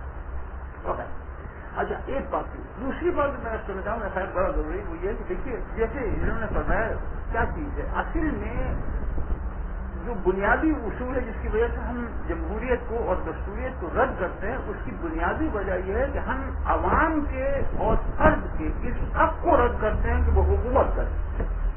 ہم اس بات کی رد کرتے ہیں, بالکل تردید کرتے ہیں کہ فیصلے اس بنیاد کے اوپر ہونا ہو کہ لوگ کیا چاہتے ہیں. لوگ کچھ بھی چاہیں اس سے کیا فرق پڑتا ہے؟ لوگ تو رعایا ہیں, لوگوں کو یہ کہاں سے حق آ گیا کہ وہ فیصلے کریں کہ کیا حالات ہے اور کیا حرام ہے, کیا حق ہے اور کیا بات ہے؟ تو ہے ہی نہیں, غلط بات جھوٹ.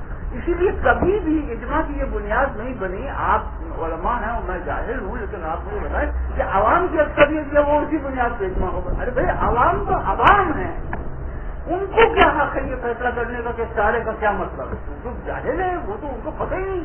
تو مطلب یہ بنیاد دستور کیا بنا ہے؟ دستور یہی تو ہے کہ ایک گروہ بیٹھا ہے ایک جگہ, اس نے ایک وقت میں یہ سوچ لیا کہ اس وقت یہ چیزیں جو ہے جو اس کو ہم اصولاً قبول کر لیں گے اور اس کو ترمیم کرنا نہایت مقصد ہے. تو وہ کون لوگ تھے جنہوں نے یہ بنایا؟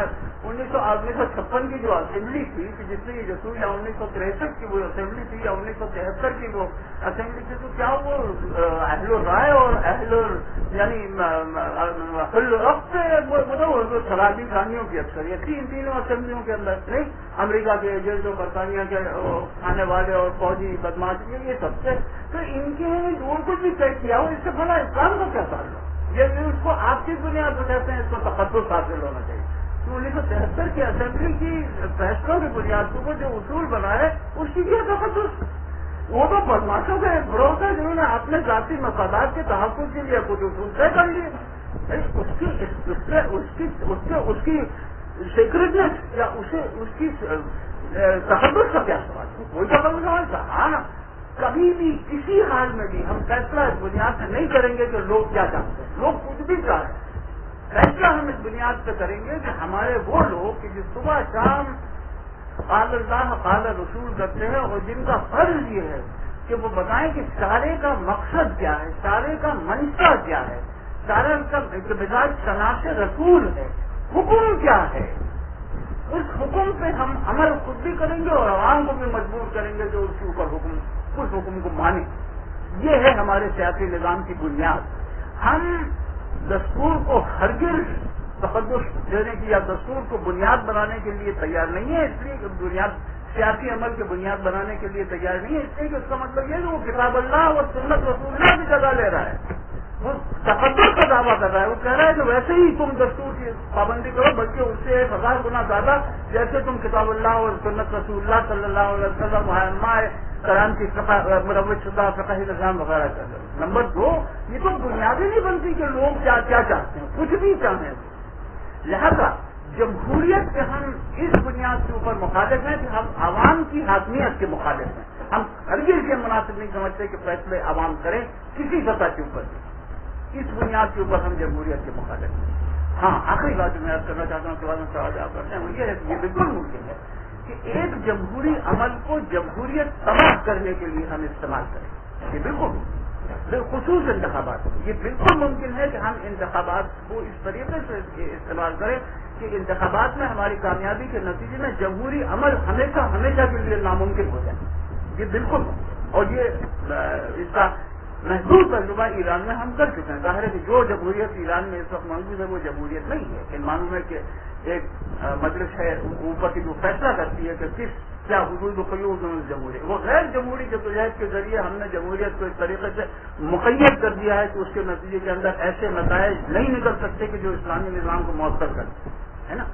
اس سے آگے بڑھ کے یہ بالکل ممکن ہے کہ جمہوری عمل کے ذریعے جمہوریت کے انتخابی عمل کے ذریعے جمہوریت کو ہمیشہ ہمیشہ کے لیے ختم کر دیا جائے. اور اس کی اگر امکانات ہیں، اس پہلے سے ادارتی سب بندی ایسے موجود ہے کہ جس کے نتیجے میں ہم یہ نتائج حاصل کر سکتے ہیں. ہم انتخابی عمل کو استعمال کرنے کے لیے تیار ہیں، لیکن انتخابی عمل کو اس لیے استعمال کرنا کہ اس کے نتیجے کے اندر جمہوری نظام اور دستوری نظام آئے، اور پھر اس کے اندر جو ہے وہ آپ سمجھیے کہ آپ اسلامی احکام نافذ کرنے کی کوشش کریں گے. جیسے ہمارے وہاں بھائی نے فرمایا یہ ناممکن ہے، اس لیے کہ سیلف کانٹرڈکٹری پروسیس ہے. جمہوریت کا مقصد ہی یہ ہے کہ وہ خدا کی ربوبیت اور خدا کی الوہیت کو ختم کرے اور عوام کو خدا کی جگہ رکھے. اصولاً یہ کہا ہے کہ نہیں، کس کا حکم چلے گا تو الحکم العوام، کس کا حکم چلے گا؟ عوام کی رائے پر، عوام کو. جیسے انہوں نے بہت اچھی طرح سے بیان کر رہا ہے، ارادہ انسانی زیادہ لوگ جو چاہتے ہیں وہی ہوگا، اور لوگوں کو یہ حق ہے کہ اسلامی جمہوریت ہے. یہ کیا چیز ہے؟ اسلامی جمہوریت یہ ہے کہ لوگوں کو یہ حق ہے کہ وہ شرح کی تفصیل بیان کریں. تو لوگ اب اسمبلی پارلیمنٹ یہ فیصلہ کرے گی کہ سارے کا کیا مقصد ہے. علماء اور فقہا اور زہداء اور صوفیہ یہ مقرر نہیں کریں گے، عوام الناس مقرر کریں گے کہ طرح سے کیا مقاصد. اسلامی جمہوریت یہ بنا ہے.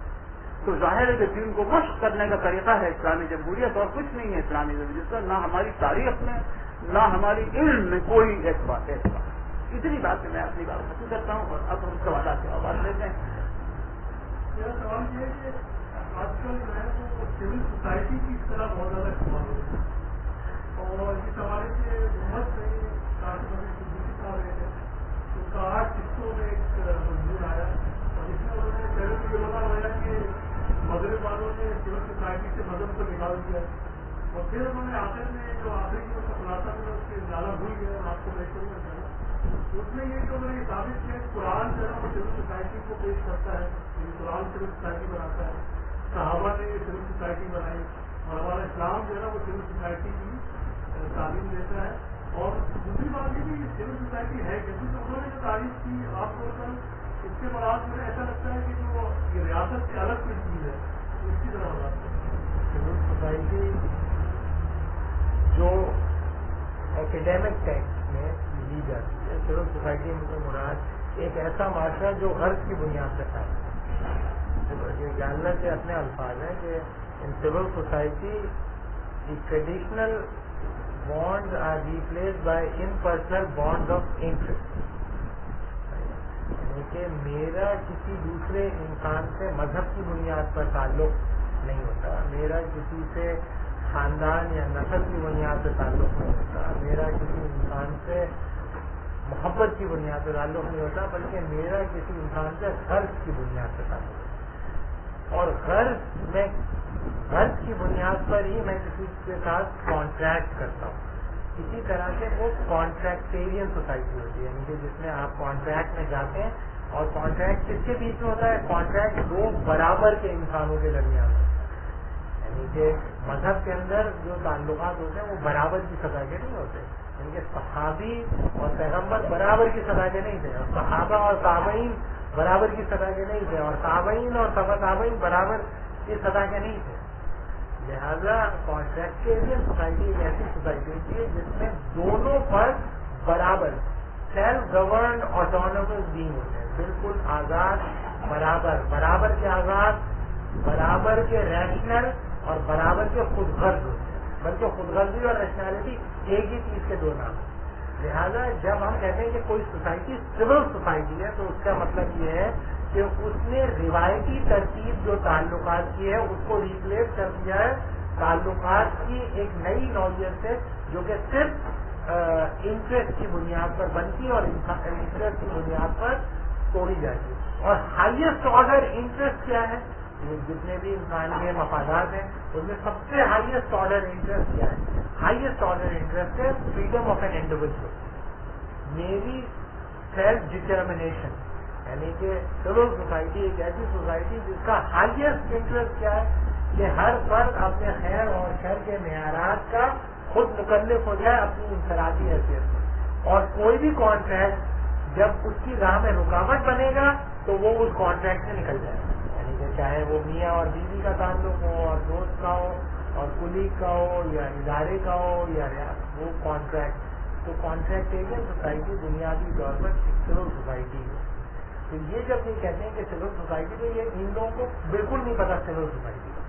سول سوسائٹی سول کو ٹرانسلیٹ کرتے تھے شریف ٹائپ کے آدمی، شریف ٹائپ کے آدمی سر جھکا کے گھر سے نکلتے ہیں، ٹوکری لے کے سودا لیتے ہیں، پھر گھر چلے آتے ہیں، نماز پڑھنے اترتے ہیں، پھر گھر چلے آتے ہیں، اور کسی کے ساتھ زیادتی نہیں کرتے، پڑوسیوں کے ساتھ سلوک اچھا رکھتے ہیں. انہیں ایک سول آدمی ہے، سولائزڈ آدمی ہے، مہذب آدمی ہے. تو مہذب ہونے کو انہوں نے سمجھا، اس کا جو کنٹمپریری سول سوسائٹی سے کوئی تعلق. اور سول سوسائٹی سب سے افیکٹو میکینزم ہے کسی بھی قسم کی اجتماعیت کو ڈس انٹیگریٹ کرنے کا. یعنی کہ ہنگری کے اندر اور پولینڈ کے اندر سسٹمیٹیکلی سول سوسائٹی آرگنائزیشن استعمال کی گئی ایک ایسے سیاسی نظام کی تباہ کاری کے لیے جو کہ اپنے آپ کو ایک خیر کی بنیاد پر وضع کرتا تھا، جو کہ سوشلزم کی بنیاد پر اس کو بے دخل کرنے. تو کسی بھی ایسی سیاسی، کسی بھی ایسی معاشرتی اور کسی بھی ایسی ریاستی شکل کے خلاف ہوتی ہے سول سوسائٹی جو فرد کی انفرادی حیثیت کی راہ میں رکاوٹ ہوتی ہے. تو سول سوسائٹی آرگنائزیشن جو ہے وہ بنیادی طور پر انسان کو خدا بنانے کی کوشش ہوتی ہے.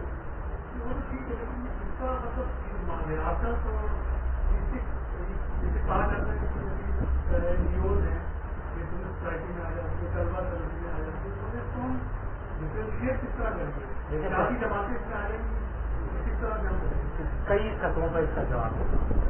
پہلی بات تو یہ کہ اگر ایک معاشرے کے اندر حقوق کی سیاست کے نتیجے میں ڈس انٹیگریشن ہو رہی ہے اور جو روایتی اکائیاں ہیں وہ دھرم بھرم ہو رہی ہیں، تو پھر یہ تھوڑی ہوتا ہے کہ معاشرے اکائیوں سے محروم ہو جاتے ہیں، اس کی جگہ دوسری اکائیاں لیتی ہیں. یعنی کہ آپ کا خاندانی نظام تو تباہ برباد ہو جائے گا، لیکن اس کے لیے محلہ کمیٹیاں وجود میں آ جائیں گی.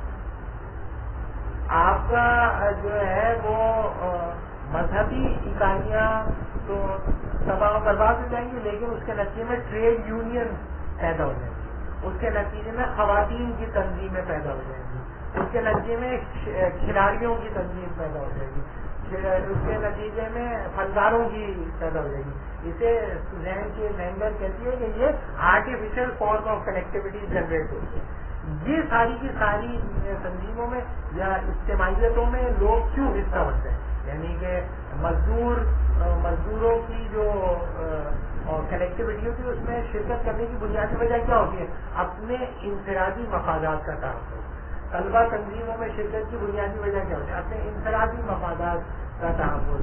اور اساتذہ کی تنظیموں کا کیا مسئلہ ہوتا ہے؟ علماء کی تنظیموں کا کیا؟ ہر چیز کا اس میں غرض کی سیاست کو فروغ دینے کے لیے ہوتا ہے. تو پہلی بات تو یہ کہ ٹریڈیشنل اکائیاں جو کہ قربانی اور محبت کی بنیاد پر استوار ہوتی ہیں ان کو ریپلیس کرتے ہیں ان پرسنل بانڈ آف انٹرسٹ کی بنیاد پر اور اس کے نتیجے میں. اور یہ تقسیم در تقسیم کا عمل ہے. جیسے آپ نے ایک اساتذہ کی تنظیم آئے تو یہ نہیں ہوا ایک ہی اساتذہ, اس میں کچھ اساتذہ لیں گے میں ہمارے مفادات کا بالکل تعاقب نہیں ہو رہا, ہم دوسری بنا لیتے ہیں, ہم تیسری بنا لیتے ہیں, چوتھی بنا لیتے ہیں, ہزاروں بناتے ہیں, پھر ان کے درمیان اینٹیگنزم پیدا ہو جاتا ہے. اسی طرح ہزاروں طلبہ تنظیمیں بن جاتی ہیں. اس کے نتیجے ایک تو یہ سطح ہے کہ یہ وجود میں کیوں آتی ہے, اپنے انفرادی مفادات کے تحفظ کے لیے. اور اس مفاد کی ڈیفینیشن کیا ہے, یعنی کہ ایک آپ کا اور میرا مفاد یہ ہے نا کہ مرنے کے بعد ہم سب جنت میں جائیں, یہ بھی تو ہم سب کا مفاد ہے نا اس میں. لیکن اس کی بنیاد پر ہم سب جمع ہوتے ہیں تو اسے وہ سول سوسائٹی نہیں کہتے, وہ کہتے ہیں یہ وہ ہے فنڈامنٹلسٹ ہے, یہ کوئی اجتماعی تھوڑی ہے, تو سول سوسائٹی کی راہ میں رکاوٹ ہے. یہ لوگ جو ہے تو بدماش ہیں, یہ ٹھیک نہیں ہے. ہاں اگر ہم لوگ سب کہیں کہ انٹرسٹ کا یہ مطلب ہے کہ ہمارے معاشی مفادات, تو مفاد سے مراد یہ ہے کہ میری معاشی مفادات کا زیادہ سے زیادہ تعلق ہوتا ہے. انٹرسٹ نیسسریلی ڈیفائن ہوتا ہے in terms of your capacity to accumulate capital. Interest define ہوتا ہے آپ کی سرمایہ میں بڑھوتری کے عمل میں زیادہ سے زیادہ شرکت کی بنیاد پر. تو ہر انٹرسٹ نہیں ہے اس میں کی بنیاد پر ریڈیوس نہیں ہوتے. یعنی کہ ایک میرا یہ انٹرسٹ ہے نا کہ میرا بھائی جو ہے وہ نماز نہیں پڑھتا تو وہ نماز پڑھے, اور اس کے لیے میں پورے خاندان کا زور اس کے اوپر لگاؤں, یہ بھی تو انٹرسٹ ہے نا. لیکن یہ انٹرسٹ سول سوسائٹی کی فارمیشن میں کوئی رول پلے نہیں کرتا, بلکہ رکاوٹ بن جاتا ہے. تو پہلی بات یہ سمجھ لیں کہ سول سوسائٹی میں انٹرسٹ کی ڈیفینیشن مارکیٹ سے آتی ہے, مارکیٹ سوسائٹی کی جنریشن. اس لیے تیسری جو اصطلاح اس کے لیے استعمال کی جاتی ہے وہ market society. Civil society is market society. چوتھی جو جسٹیفیکیشن ہے سول سوسائٹی پیدا کیوں ہو رہی ہے, سول سوسائٹی اس لیے پیدا ہو رہی ہے کہ سول سوسائٹی ریاست, معاشرہ اور فرد, تو انسان عام طور پر میڈیٹ کرتا تھا ٹریڈیشنل معاشروں کے اندر ریاست کے ساتھ تھرو سوسائٹی, یعنی کہ انٹریکشن جو ہوتا تھا سوسائٹی کا اور اسٹیٹ کا ہوتا تھا. اب یہ ہوا ہے کہ سوسائٹی کو تو ڈس انٹیگریٹ کر دیا, سوسائٹی ڈس انٹیگریٹ ہو گئی, تو فرد اسٹیٹ کے سامنے اکیلا تنہا کھڑا ہے. آج اگر میں گھر جاؤں اور مجھے اٹھا کے لے جائے پولیس والے تو مجھے کون بچانے والا ہے, کون بچائے گا مجھے؟ خاندان میرا ہے ہی نہیں, میرا سارا خاندان تو انڈیا میں رہے گا. تو میرے تو 3 بھائی ہیں, وہ کیا کر لیں گے, تو میرا خاندان نہیں. لیکن انڈیا میں ابھی بھی ہم ہندوؤں کے بیچ میں ہمارا خاندان رہتا ہے, لیکن ان کو نہیں اٹھا کے لے جا سکتے ہندو, وہ پورے مل جائیں گے. تو ایک بڑی کنیکٹیوٹی کے مقابلے میں وہ چھوٹی کنیکٹیوٹی اپنی مذہبی اکائیت برقرار ہے. پاکستان میں سب ماشاء اللہ مسلمان ہیں, سب مسلمان ایک مسلمان کے ہاتھ سے دوسرا مسلمان کیونکہ بالکل محفوظ ہے, انہوں نے خاندان کی کوئی ضرورت نہیں ہے, پورے خاندان کو دھرم برم کر دو, پوری فیملی کو دھرم برم کر, تو مجھے کوئی نہیں بچا سکتا. لہذا سول سوسائٹی وہ ویکیوم کو فل کرتی ہے جو کہ کلیکٹو ٹریڈیشنل اکائیوں کے ڈس انٹیگریشن کے نتیجے میں پیدا ہوا, اور وہ بنیادی طور پر مارکیٹ جنریٹنگ جو کنیکٹیوٹی ہے. اس کی بات اور میں عرض کرتا ہوں کہ یہ بحث انشاءاللہ ہم دوبارہ اٹھائیں گے. دیکھیے سول سوسائٹی اور اسٹیٹ, جس کو ہم اسٹیٹ کہتے ہیں آج, وہ دونوں کے دونوں سرمایہ دارانہ نظام زندگی کو مرتب کرنے کی مختلف شکلیں. اور سول سوسائٹی جو ہے وہ شکل وہ ہے کہ جو والنٹری ایسوسیشن کی بنیاد کے اوپر سرمایہ دارانہ معاشرے کو, جیسے آپ بھائی نے فرمایا, مارکیٹ سوسائٹی میں ٹرانسفارم کر دیتی ہے. سول سوسائٹی جب بنتی ہے تو اس کے نتیجے میں ایک سوسائٹی تباہ ہوتی ہے. وہ کون سی سوسائٹی؟ وہ ہے ریلیجیس سوسائٹی. سول سوسائٹی کی جو الٹ ہے وہ ہے ریلیجیس سوسائٹی. اور سرمایہ دارانہ نظام کو فروغ پانے کے لیے ضروری ہے کہ سول سوسائٹی یعنی جسے کہیں کہ ریلیجیس سوسائٹی کی جگہ لے, اور ریپبلک جو ہے وہ تھیوکریسی کی جگہ, ریپبلک جو ہے وہ تھیوکریسی کی جگہ لے, اور مارکیٹ سوسائٹی جو ہے وہ سول سوسائٹی کی جگہ. اس کی تفصیل اس وقت تک بیان ہوگی جب ہمارا لیکچر ہوگا سرمایہ داری اور استعمار اور اس پر کے اوپر, وہ جو ہے ہم نے کیا. لیکن جیسے وہاں میں نے میرے خیال میں بہت عمدہ کہ ابھی وہ بحث نہیں چھیڑی, سرمایہ داری کی بحث نہیں چھیڑی. ہم آگے چل کے دلیل دیں گے کیسے جمہوریت اور دستوریت جو تو محض سرمایہ کی بڑھوتری کا ایک اعلی کار ہے. جو اس کا مقصد اعلیٰ ہے، جو اس کا تصور خیر ہے، وہ ہے سرمایہ کی بڑھوتری.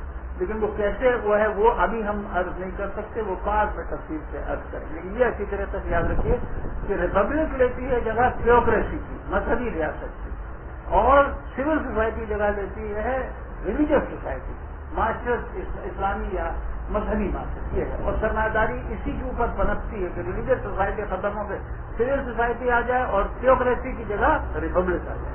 یہ ریپبلک سوال ہے کہ جو اکثر مطلب جو اسلامی جمہوریت وغیرہ اور ووٹنگ وغیرہ کے حق میں یہ تبدیلی کی جاتی ہے کہ اسلام میں بھی یعنی مشورے کرنے کی حیثیت ہے، اور دوسری طرف یہ کہ یہ جو ووٹنگ کا عمل ہے اس کو ہم as an instrument interest use کریں گے. گویا یہ ایک طریقہ ہے عوام کا اپنے حکمرانوں کے اوپر اعتماد کا اظہار کرنے کا، یعنی حاکم کو ہونا چاہیے جس سے لوگوں کا اعتماد ہو. تو زیادہ ووٹنگ یہ نہیں ہے کہ یہ خیر و شر کو ڈٹرمن کرے، بس یہ اس لیے کہ یہ بنائیں گے ہم اس کو حکمران چاہتے ہیں. ٹھیک ہے، اس میں بہت سارے مسئلے ہیں. ایک تو پہلا مسئلہ یہ ہے کہ ووٹنگ جسے ہم کہتے ہیں نا، یہ جمہوریت کی صرف ایک ڈائمینشن ہے. یہ تھوڑی ہے جمہوریت تو ووٹ ڈال دیا جاتا ہے. ووٹ ڈالنا پوری جمہوریت تھوڑی ہے. جمہوریت یہ پوری پریمبل ہے نا بہت سارے، کہ آپ پہلے یہ مان لیں کہ انسان کی چاہتوں کی بنیاد پر جو ہے وہ فیصلے ہوں. پہلے آپ یہ مان لیں کہ حقوق خیر کو ڈٹرمن کریں گے یا خیر انفرادی حیثیت میں اس کا تعین ہوگا. پہلے آپ یہ مان لیں کہ انسان کے ارادے کی تبدیلی ریاستی عمل کی تبدیلی کے راست متناسب ہو، ڈائریکٹلی پروپورشنل. انسان کے ارادے بدل گئے، ریاستی عمل بدل گیا. جبر کی جسٹیفیکیشن صرف اس صورت میں ہوگی جب زیادہ لوگ یہ چاہتے ہوں کہ یہ جائز ہے یا نہیں ناجائز ہے. لہذا آپ جب ووٹنگ کو استعمال کرتے ہیں تو پہلے مجھے یہ بتائیں کہ ہسٹوریکلی کتنے فیصد لوگ ووٹ ڈالتے ہیں. امریکہ کے اندر کتنے، پاکستان کو چھوڑ دیں کہ مستحکم جمہوریتوں میں کتنے فیصد لوگ ووٹ ڈالتے ہیں. امریکہ کے اندر 40% لوگ، بہت زیادہ تیر مارنے میں 40% لوگ، 60% لوگ، یعنی کہ میجورٹی کا تو جمہوریت سے کوئی لینا دینا ہوتا ہی نہیں، وہ ووٹ ڈالتے ہی نہیں. تو پہلی بات تو یہ کہ یہ ووٹ ڈالنا کہ لوگ اپنے اعتماد کا اظہار کریں. تو یہ جو یہاں ناگا آباد میں جو پارلیمنٹ کا ممبر بیٹھا ہے، آپ کے خیال میں جو اس کے اوپر لوگوں کا اعتماد، اس کا نام بھی نہیں پتا ہوگا. میں آپ کو ڈیفینیٹلی بتا رہا ہوں، ابھی آپ نام پوچھ لیں گے یہاں کسی برابر میں گھر کہ بھائی کون ہے جو آپ کی دل کو ریپرزینٹ کر رہا ہے، اس کو نام بھی نہیں پتا ہوگا. یہ بالکل جھوٹ بات ہے کہ یہ وہ ریپرزینٹ کرتا ہے ان کی دل کو. اور دوسری بات یہ کہ مشورہ جو کیا جاتا ہے، میں تو ظاہر ہے کہ اسلامی علوم سے واقف ہوں، کیا تیلی اور تبولیوں اور لفنگوں اور لچوں سے جا کے پوچھا جاتا ہے کہ بھائی آپ بتائیں کہ کیا ہونا چاہیے اور کیا نہیں ہونا چاہیے، یا اس کو آپ تربیت دیتے کہ نہیں تم اپنے آپ کو تبدیل کرو اس طریقے سے. اور یہ کہ کیا جمہوری سیاسی نظام کے اندر لوگوں کو چھوڑ دیا جاتا ہے کہ وہ جو چاہنا چاہیں.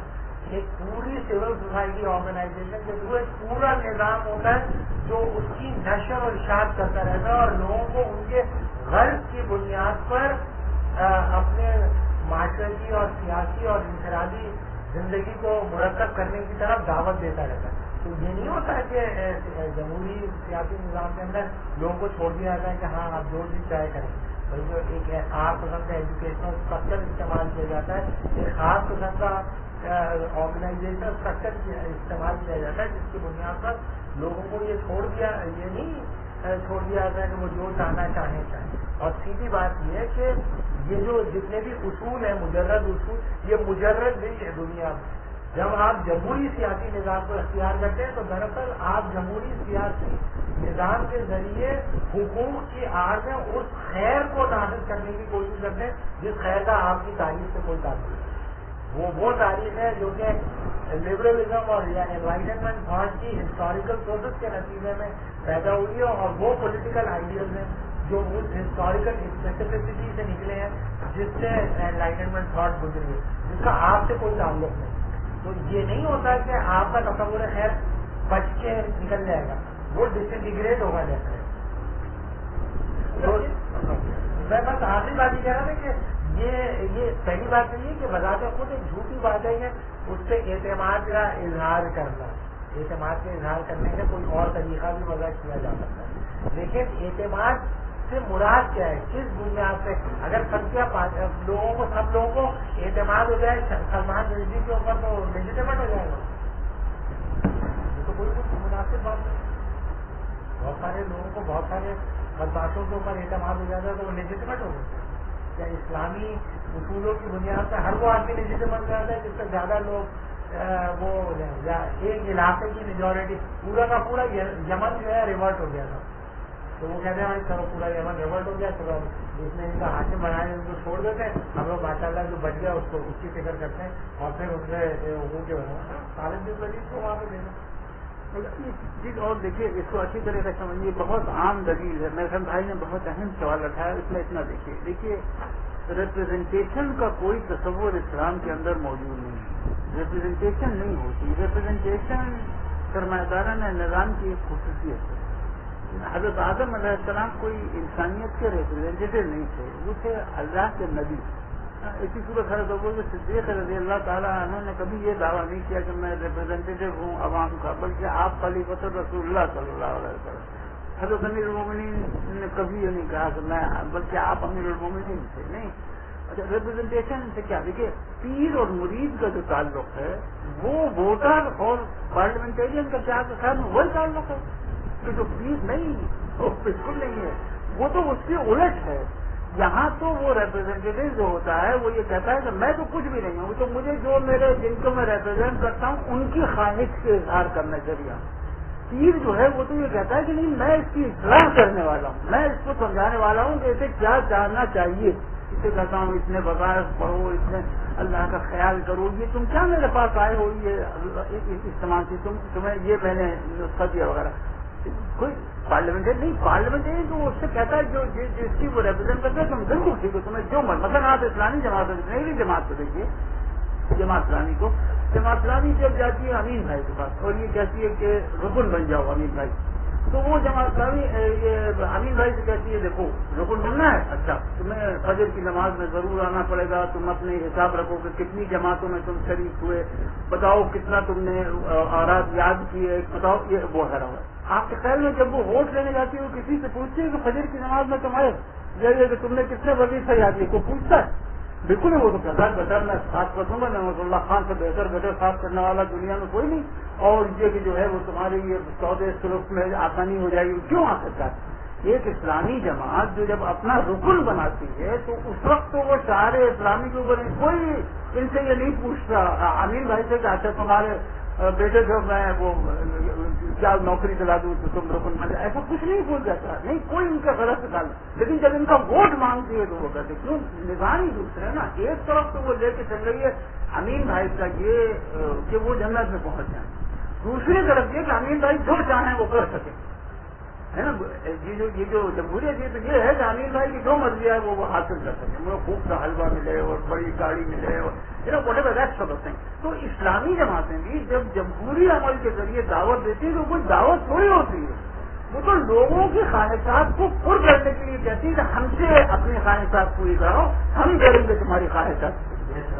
اور اس کے نتیجے ہم بہترین طریقے سے کر سکتے ہیں. سیکولر اور جھوٹ بولتے ہیں آخر میں تو یعنی وہ جیسے ابھی بالکل کھلی اور صاف بات ہے کہ وہ کہتے ہیں کہ امریکہ کو نادانش مند ہے کہ وہ یہ مشرف اور یہ سب کا, آخر میں تو اسے اسلامی جماعتوں سے بات کرنا چاہیے.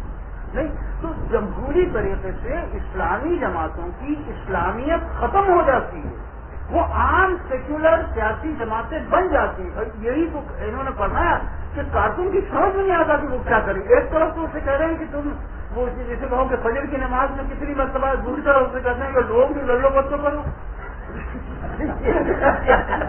یہ کیسا ناممکن. ہاں ایسے بدماش ملک جیسے موجود ہیں کہ جو ڈبل زندگیاں گزارتے ہیں, پیپل لائک دیٹ, کہ جن کے لیے ڈبل پرسنالٹی اسکیزوفرینک قسم کے لوگ ایسے کچھ ایسے بدماش ہوتے ہیں, ہو جاتے ہیں, لیکن وہ بہت مختصر ہیں.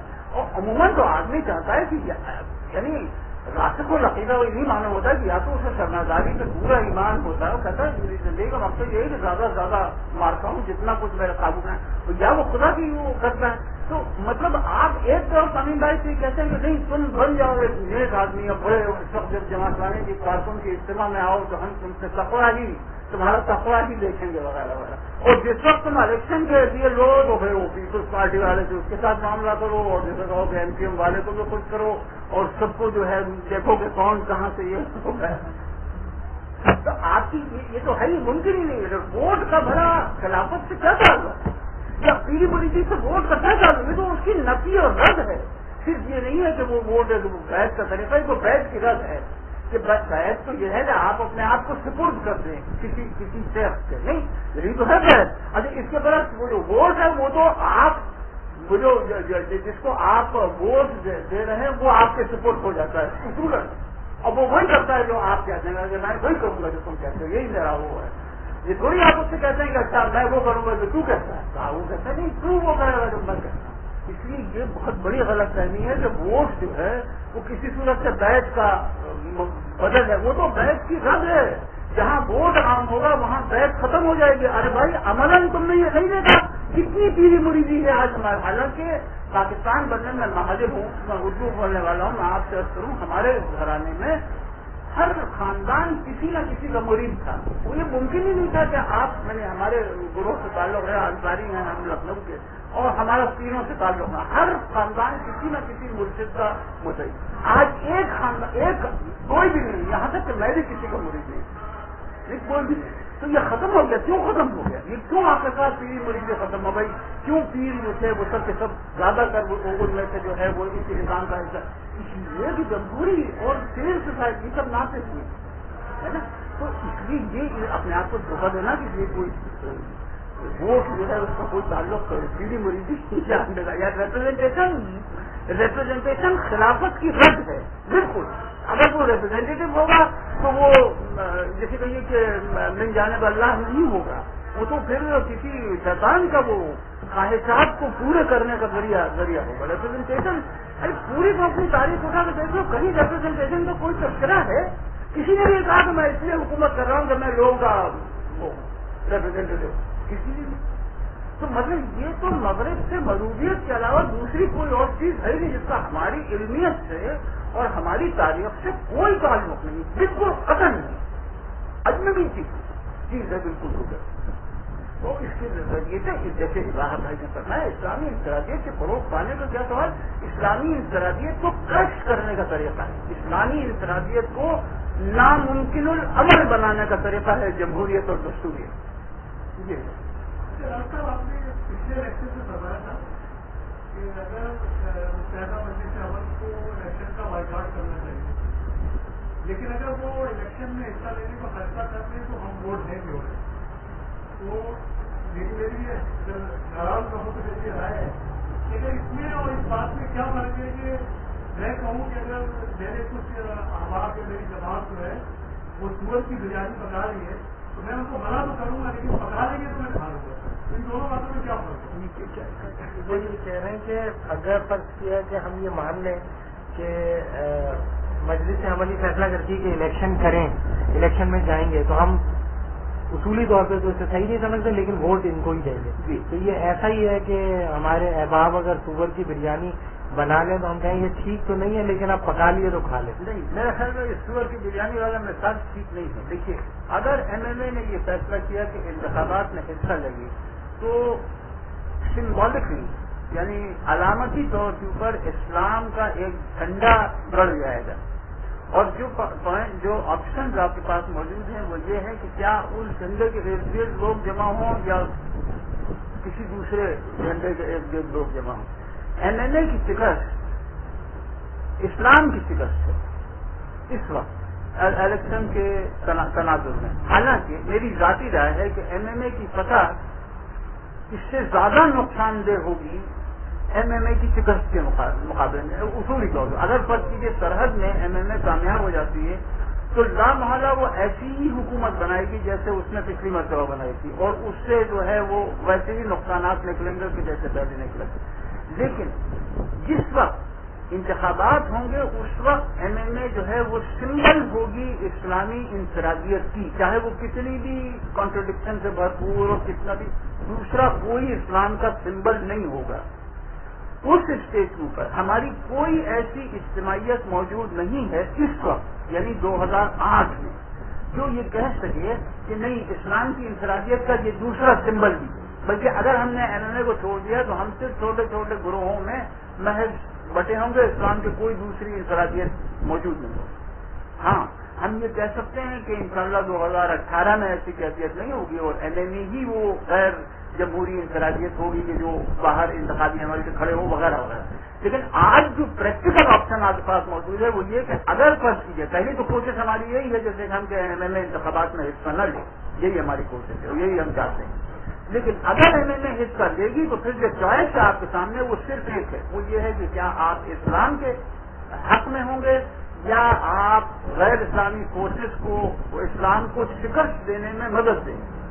اس لیے اگر آپ نے ایم ایم اے کو ووٹ نہیں دیا تو اس سے نہ پیپلز پارٹی کو نقصان ہوگا، نہ ایم کیو ایم کو نقصان ہوگا، نہ مسلم لیگ کو نقصان نہیں، وہ تو نقصان تو اسلام ہی کو ہوگا، اس لیے کہ اسلام سمبولکلی شکست خوردہ ہو جائے گا۔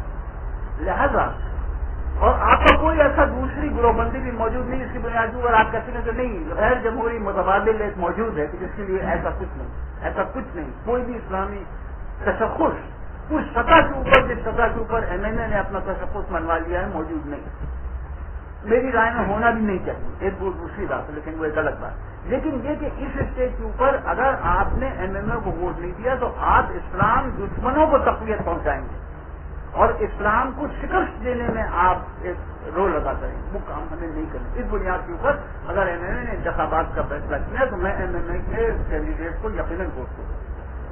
اسلامی ہم نے تشخص کی بات کی ہے تو یہ ہماری ذمہ نہیں ہے کہ ہم اسلامی تشخص کو بحال کریں یا اسلامی تشخص کو زیادہ کرنے کا ہماری ذمہ نہیں ہے۔ وہ کہہ رہے ہیں کہ اسلامی تشخص کے اجاگر کرنے کی ذمہ داری ہماری ہے، نہ کہ کسی سیاسی تنظیم۔ نہیں، مطلب یہ کہ ہم سب سیاسی تنظیموں کے کارکن ہیں اور ہم اور کچھ نہیں ہیں۔ میں سب سے پہلی بات جو آپ سے سنا چاہتا ہوں یہ ہے کہ یہاں جو لوگ جمع ہیں یہ سب جو عملاً کام کر رہے ہیں وہ اپنی اپنی جماعتوں کے ساتھ کر رہے ہیں۔ ہمارا کوئی ایسا ارادہ نہیں ہے، نہ ہم نے کبھی اس کی کوشش کی کہ ہماری کوئی الگ جماعت، ہم اس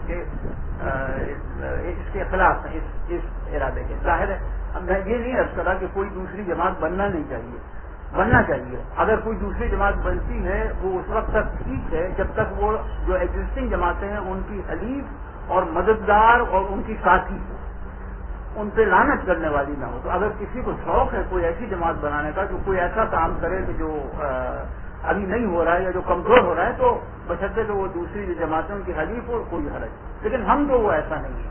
میں تو ذاتی طور پہ بالکل جماعت اسلامی کارکن ہوں، میرے کوئی اور شناخت یا پہچان نہیں۔ میں تو یہ سمجھتا ہوں کہ یہاں جو ہم لوگ کر رہے ہیں وہ یہ ایک فکر کو ڈیولپ کر رہے ہیں جس کو ہم کوشش کریں گے کہ دیانتداری کے ساتھ اپنی اپنی جماعتوں میں بیان کرنے کی کوشش کریں تاکہ دھیرے دھیرے رائے تبدیل ہو اور وہ کام شروع ہو جائے جس کے نتیجے کے اندر غیر جمہوری پریکٹیکل متبادل غلبہ اسلامی کے لیے تعمیر ہونا شروع ہو جائے۔ اس لیے میرے خیال میں جتنے لوگوں نے بھی جماعتیں چھوڑ کے الگ الگ چھوٹے چھوٹے گروہ بنا لیے انہوں نے محض دشمن کو تقویت پہنچائی اور کچھ اس کے نتیجے میں جو ہے اسلامی جدوجہد جو ہے وہ آگے نہیں بڑھ سکتی۔ لہذا جو بھی راسخ العقیدہ اسلامی جماعتیں ہیں سب ایک ہی سطح کی جماعتیں ہیں، ان میں کوئی فرق نہیں۔ میں جمعیت علماء اسلام کو، جمعیت علماء پاکستان کو، اہل حدیث جماعت اسلامی کی بالکل برابر کی مخلص اور برابر کی وہ جیسے کہ وہ تحریک سمجھتا ہوں، میں سمجھتا ہوں کہ ان میں تعاون اور اشتراک ہونا چاہیے ایک دوسرے کے حدیث، اور ان میں کوئی فرق نہیں ہے۔ تمام جماعتوں کے اندر اس رائے کو فروغ دینا کہ جو ہم کرنا چاہتے ہیں اس طریقے سے کہ وہ رائے وہ اون کر لیں، وہ یہ رائے ہماری نہ رہی ہے بلکہ یہ رائے جو ہے وہ عام جماعت والے قبول کر لیں، کہیں کہ اس کی اسلام میں جماعت کا تصور جماعتوں کا تصور اسلامی ہے، صوفیہ کرام کا نکلا، بالکل مطلب صوفیہ کرام جماعتیں بناتے ہیں اور ہمیں شروع سے تو کوئی ایسی چیز نہیں۔ صوفیہ اسلامی جماعتیں جو آج ہیں صوفیہ کرام کی قدرت اور صوفیہ کرام کی جیسے کہ جو تحفہ ہے ہم لوگوں کے لیے خالص اسلامی۔ ایک بات یہ بھی ہے کہ اگر الیکشن میں ایم ایم اے کا نہیں لیتی تو یہ بھی تو پورا گراؤنڈ چھوڑ دینا ہوگا کہ سیکولر جماعتوں کو جن پھر وہ کرتی چلے ہوں گے. بات ہے ایم ایم اے کے پاس اس کا الٹرنیٹ کوئی نہیں ہے کہ وہ کیا کریں. یعنی وہ جو اجارتی سب بندی اپنے معاشرے میں کوئی اور الٹرنیٹ تو پیرا تنظیم وہ کرنے کی مطلب یہ کہ ایم ایم اے کے پاس یہ بالکل آبجیکٹ میری رائے میں یہ درست بات نہیں کہ اگر ایم ایم اے انتخابات میں حصہ نہیں لیتی تو وہ گراؤنڈ چھوڑ دیتی. وہ تو اس صورت میں ہے کہ اگر وہ اسی اسٹیٹ سے کمیٹڈ تھے. وہ تو اب دیکھیے نا ابھی اگر آپ ہماری پریس پڑھیں, اگر آپ چیزیں ہمارے جسارت پڑھیں تو اس میں دونوں کانٹرڈکٹری بیانات آتے ہیں. ایک طرف تو وہ یہ کہتے ہیں جیسے مولانا بھٹو کا بیان کل آتے اس میں انہوں نے کہا کہ یہ ناممکن ہے کہ اس کے اندر جو ہے منصفانہ انتخابات مرتب ہے. نمبر 2 جو ہے وہ ہم نے یہ بھی دیکھا کہ سب سے پہلے جس آدمی نے کاغذات نامزدگی جمع کروایا وہ قابل صاحب ہے نا. یہ بھی باقاعدہ ہیڈ لائن آپ لکھا ہوا بینر لائن کے اوپر ہے. اچھا اب ان دونوں صورتوں میں ایک کانٹرڈکشن ہے. کانٹرڈکشن یہ ہے کہ وہ سمجھتے ہیں کہ سیاسی جدوجہد کا اکیلا ارینا وہی ہے کہ جو استعمال میں مقرر کر دیا اور سیاسی جدوجہد کا کوئی دوسرا ارینا نہیں ہے نا. اس وقت جو ہماری سیاسی جدوجہد کا سب سے اہم ارینا ہے وہ یہ ہے کہ ایم ایم اے کو گراؤنڈ لیول کے اوپر اسٹیبلش کر. یعنی ایم ایم اے کی جو اصلی کمزوری ہے وہ کمزوری ہے کہ یہ محض ایک سیاسی اتحاد ہے جس کے اندر چند لیڈر ایک میز کے ارد گرد بیٹھنے کے اوپر تیار ہو گئے ہیں. ورنہ عملاً نہ دیوبندی و بریلویوں میں اتحاد ہے, نہ اہل حدیث اور دیوبندیوں میں اتحاد ہے, نہ مساجد و مدارس میں اتحاد ہے, نہ شیعہ اور سنی میں اتحاد ہے. کوئی اتحاد نہیں. اور جو آدمی کوڑے کرتا تھا وہ کوڑے کر رہا ہے, اور جو آدمی جیسے کہیے کہ وہ یعنی یہ کہ حلقہ درس میں جاتا تھا جو وہ جا رہا ہے وہ جو کوڑے کرنے والا ہے اسے کافر سمجھ رہا ہے, وہ جیسے کہ دقت سمجھ رہا ہے, وہ جو کوڑے کر رہا ہے وہ جس کو جو درس میں مولانا کافی عثمانی کی جا رہا ہے اس کو کافر سمجھ وغیرہ ویسے کر رہے. تو ایم ایم اے کوئی مذہبی اتحاد نہیں. پہلا قدم جو ہمیں اٹھانا چاہیے وہ ہمیں اٹھانا چاہیے ایم ایم اے کو ایک مذہبی اتحاد بنا جس کے اندر صرف واقعہ دیوبندی اور بریلوی اور شیعہ اور اہل حدیث ایک دوسرے سے محبت کرنے لگی اور ایک ریلیجیس سوسائٹی بنانے کی کوشش کریں. اچھا استعمار کے خلاف جدوجہد اس کا سب سے ضروری یہ ہے کہ مجاہدین اسلام جو جدوجہد کر رہے ہیں اس کو اون کیا جائے اور اس کو سپورٹ کرنے کے لیے ادارت کی سب بندی کی جائے. ہر جگہ یہ کسی نہ کسی حد تک ممکن ہے اور ہمیں اس کی کوشش کرنا چاہیے. پارلیمنٹ کے اندر اور اس نظام کے اندر جمہوریت نہیں کا مطلب یہ نہیں ہے کہ ہم نے جو ہے سیاسی اسٹرگل چھوڑ دیا. وہ تو صرف ایک صورت میں ہے کہ اگر آپ سمجھتے ہیں کہ سیاسی لیجیٹمیٹ سیاسی اسٹرگل سے یہی ہے تو جو ہو رہا ہے وہ ہو رہا ہے. لہٰذا ایم ایم اے اگر مثلاً 1997 میں میری جماعت نے انتخابات سے بائیکاٹ کیا. اچھا سب جانتے ہیں, کوئی اس کا انکار نہیں کرے گا محمد امین صاحب کے ساتھ کہ 1997 سے 2002 تک ہم نے جتنی پروگریس کی کمی ہوئی. کیا 1997 کے انتخابات میں ہم نے جو بائیکاٹ کیا سنتی ہم نے میدان خالی چھوڑ دیا؟ بالکل نہیں. سرحد میں جو ہماری 2002 کامیابی اس کی بنیاد بنی 1997 کے انتخابات میں بائیکاٹ کرنا. بالکل. تو انتخابات سے بائیکاٹ کرنا تو اس نظام کو کمزور کر دے گا. یہ بتا دے گا بات ہے کہ نواز شریف اور بے نظیر اور مشرف ہیوی کرتے بچے ہیں.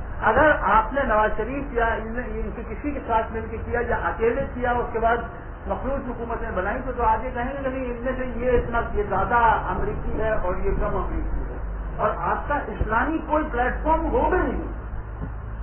خالص جمہوری اور دستوری بنیادوں کے اوپر آپ کا جو دعویٰ ہوگا وہ یہی ہوگا کہ آپ جمہوریت اور دستور کے مخلص ترین کارکن, یہی دعویٰ ہوگا. اس کے علاوہ کوئی دعویٰ ہو ہی نہیں سکتا.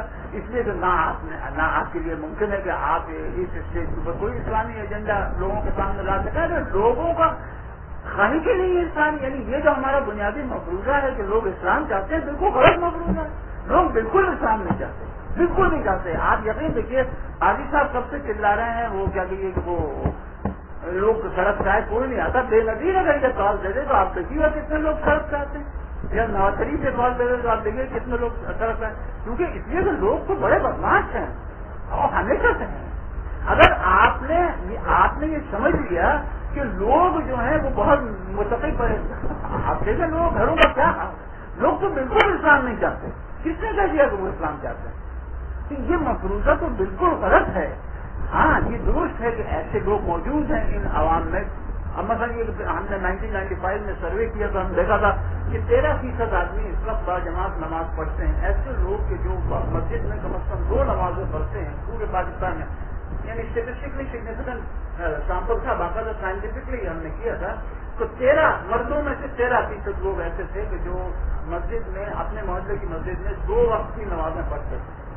اگر آپ بہت ہی کہیں فرض کیجیے کہیں اچھا، اس کے ساتھ ہم نے یہ بھی سوال پوچھا تھا اس وقت کہ ان 13% میں سے کتنے ایسے ہیں جو کسی نہ کسی اسلامی گروہ سے ان کا کم از کم وہ نام جانتے ہیں کہ کسی نہ کسی اسلامی گروہ سے ان کا کچھ نہ کچھ وابستگی اور صرف 3-3.5% نکلے. تو آپ کے 16 کروڑ آدمی میں سے آپ کی جو کنسسٹنسی ہے وہ چند لاکھ کی ہے. چند لاکھ لوگ ایسے ہیں کہ جو اسلام چاہتے ہیں، چند لاکھ. اب اس وقت آپ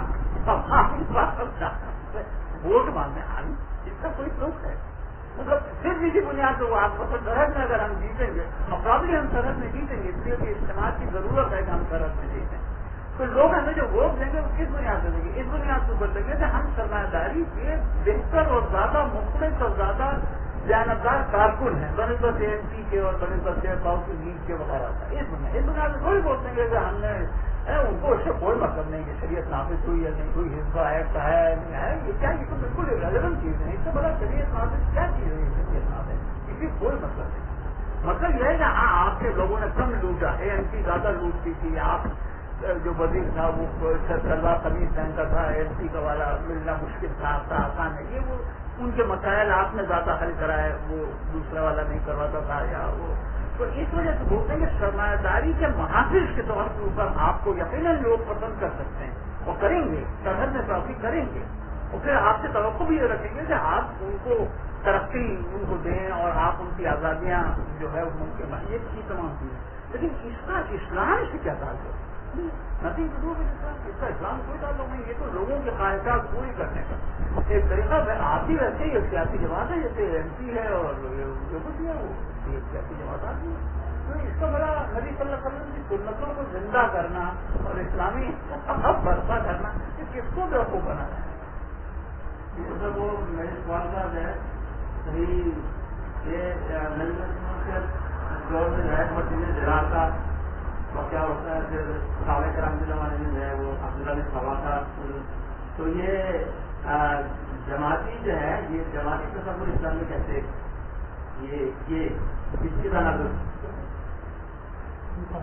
یہ کہنا یہ چاہ رہے ہیں کہ اسلام کے ابتدائی دور میں مسجد ضرار بنا کے لوگوں نے ایک جماعت بنانی چاہیے، اور اسی طرح سے حضرت عثمان کے دور میں عبداللہ بن سبا نے ایک جماعت بنائی. یہ الگ سے مسلمانوں کی اجتماعیت سے الگ سے جماعتیں بنانا یہ تو ایک غلط بات ہے اور اس کی افزائی کی ضرورت ہے. یہ کہہ رہے ہیں کہ پارٹی کا تصور اسلام میں غیر اسلامی ہے، پارٹی کا غلط بات ہے. دیکھیے اس لیے کہ نبی صلی اللہ علیہ وسلم کے علاوہ کوئی بھی اسلام کا کام پورے کا پورا نہیں کرتا ہے. صرف انبیاء علیہ السلام کی خصوصیت اور بالخصوص حضور نبی کریم صلی اللہ علیہ وسلم کی کہ آپ کا جو کام تھا شمول تھا. ایک معنی میں کہ جتنی بھی ضرورت تھی دین کے غلبے اور دین کے تحفظ کی تمام آپ نے ادا کر درست. لیکن اس کے بعد تو مثلاً اگر فرض کیجیے آپ یہ پوچھیں کہ امام غزالی نے جہاد کرنے کے لیے کیا کیا، ظاہر کچھ بھی ہے نا. حالانکہ امام غزالی کا بڑا کام ہے یہ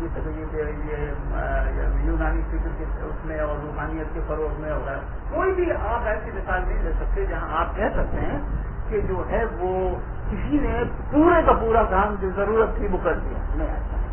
لہذا اگر مختلف گروہ مختلف کام کر رہے ہیں، مثلاً تذکیر اور جیسے کہیے کہ یہ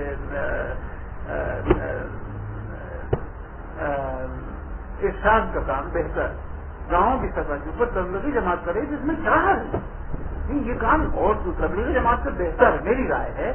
دعوت اسلامی اور تبلیغی جماعت سے بہتر کوئی نہیں کر سکتی. تو اگر وہ یہ کام کر رہی ہے تو اس سے کیا ہے؟ یا اگر کوئی بزرگ بیٹھے ہوئے لوگوں کی جیسے کہیے کہ تذکیہ فرما رہے ہیں اور انہوں نے ایک حلقہ تصور، اس میں کیا ہے؟ کوئی آدمی اگر فرض کیجیے مجاہدین کی رسد کی یعنی فراہمی کی کوشش کر رہا ہے، اس میں کیا حرج ہے؟ اور اجتماعیت تو لازم ہے. اگر اسے مجاہدین کی استعانت کرنی ہے تو اکیلا تو نہیں کر سکتا، اسے کچھ نہ کچھ ہم 4 لوگ کو جمع کر کے ایک تنظیم قائم کرنا. تبلیغی جماعت میں تو کوئی ایک مولانا جا کے پورے پاکستان وہ تو نہیں کر سکتے، انہیں کوئی نہ کوئی تنظیم بنانا. ہاں جو ضروری ہے وہ یہ ہے کہ تبلیغی جماعت یہ نہ کہے کہ جو کام میں کر رہی ہوں اس کے علاوہ سب غلط ہے اور کرنے کا کام یہی اور کوئی کام نہیں، بلکہ اس کی کوشش یہ ہونی چاہیے کہ جو کام وہ کر رہی ہے اس کا تعلق اور ربط بن جائے دیگر تمام کاموں سے کہ جو ہو رہا ہے، اور وہ حلیف اور مددگار بن جائے دوسرے اسلامی گروہوں کی اور حکومت کی حلیف اور مددگار اور بیوروکریسی کی اور اس کی نہ. یہ تو درست ہے، لیکن جماعتیں بنانا تو ایک کارے انتظامی ہے، یہ تو لازم ہے. اور کوئی بھی آدمی ایسا نہیں ہے انبیاء علیہ السلام کے علاوہ حضور نبی کریم کے جو ایمانوں میں ایسا مکمل کام کر جائے کہ اس کے بعد اسی لیے اطاعت رسول غیر مشروط ہے. آج نبی صلی اللہ علیہ وسلم سے کوئی حکم نکلے تو اس کی کوئی نہیں اس دلیل سے کیوں ہے اور کیا ہے کچھ نہیں، حضور نے فرما دیا وہ کیا. اس لیے کہ سرکار جو تھے وہ تو جیسے کہیں کہ اپنی ذات میں جو مکمل تو اس سطح سے تو کوئی ہو ہی نہیں. اور پھر ان حالات میں جن میں آپ جاتے ہیں کہ جہاں لوگوں کو صحیح طریقے سے نماز پڑھنا مشکل ہوتی ہے، تو ان حالات میں آپ آئیڈیلزم کی کیسے بات کریں؟ جتنے لوگوں نے جو لوگ اسلامی جماعتوں سے الگ ہوئے ان کی ایک بنیادی کمزوری یہ رہی کہ انہوں نے ایک ایبسٹریکٹ ماڈل بنایا کہ دیکھو ایسا ہونا چاہیے. اس کے بعد انہوں نے کہا کہ یہ میں کروں گا. تو وہ جیسے امام خمینی رحمۃ اللہ علیہ فرمایا کرتے تھے کہ دیکھو نور کے پردے بھی ہوتے ہیں، صرف ظلمت کے پردے نہیں ہوتے، نور کے پردے بھی ہوتے ہیں. نور کا پردہ کیا ہے؟ نور کا پردہ یہ ہے کہ آدمی ایک غلط فہمی میں مبتلا ہو جائے کہ جو باتیں میں کہہ رہا ہوں حقیقت تو وہی ہے، اور اس کے علاوہ جو کچھ بیان کیا جا رہا ہے وہ کسی نہ کسی درجے میں گمراہی ہے.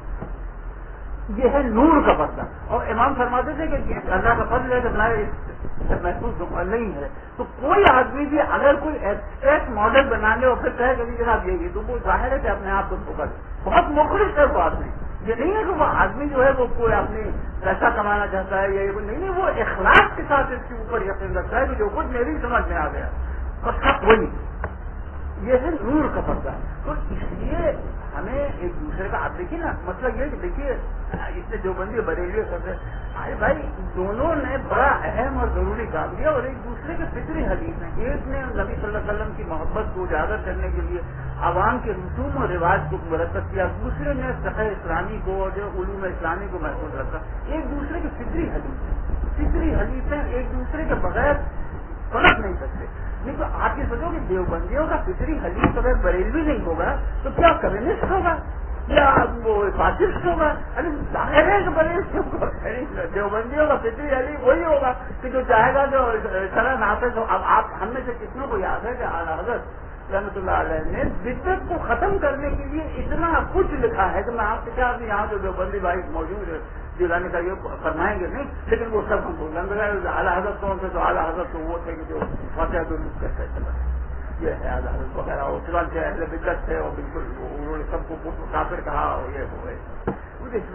تو مطلب یہ کہ اسلامی اجتماعیت یقیناً چھوٹے چھوٹے گروہوں کے مشترکہ کام سے نکلے گی. اس سے نہیں نکلے گی کہ آپ بات تو کریں اتحاد امت کی اور شروع کریں جماعت اسلامی توڑ کے. اس سے کوئی دکھ ہے آپ بات کریں اتحاد اسلامی کی اور کہیں کہ نہیں میں جماعت اسلامی دیکھو غلط میں اس سے نکل کے میرا یہ درد اور پھر میں ہی ٹھیک ہوں باقی سب غلط جو کچھ صرف مجھ بدماش کو جو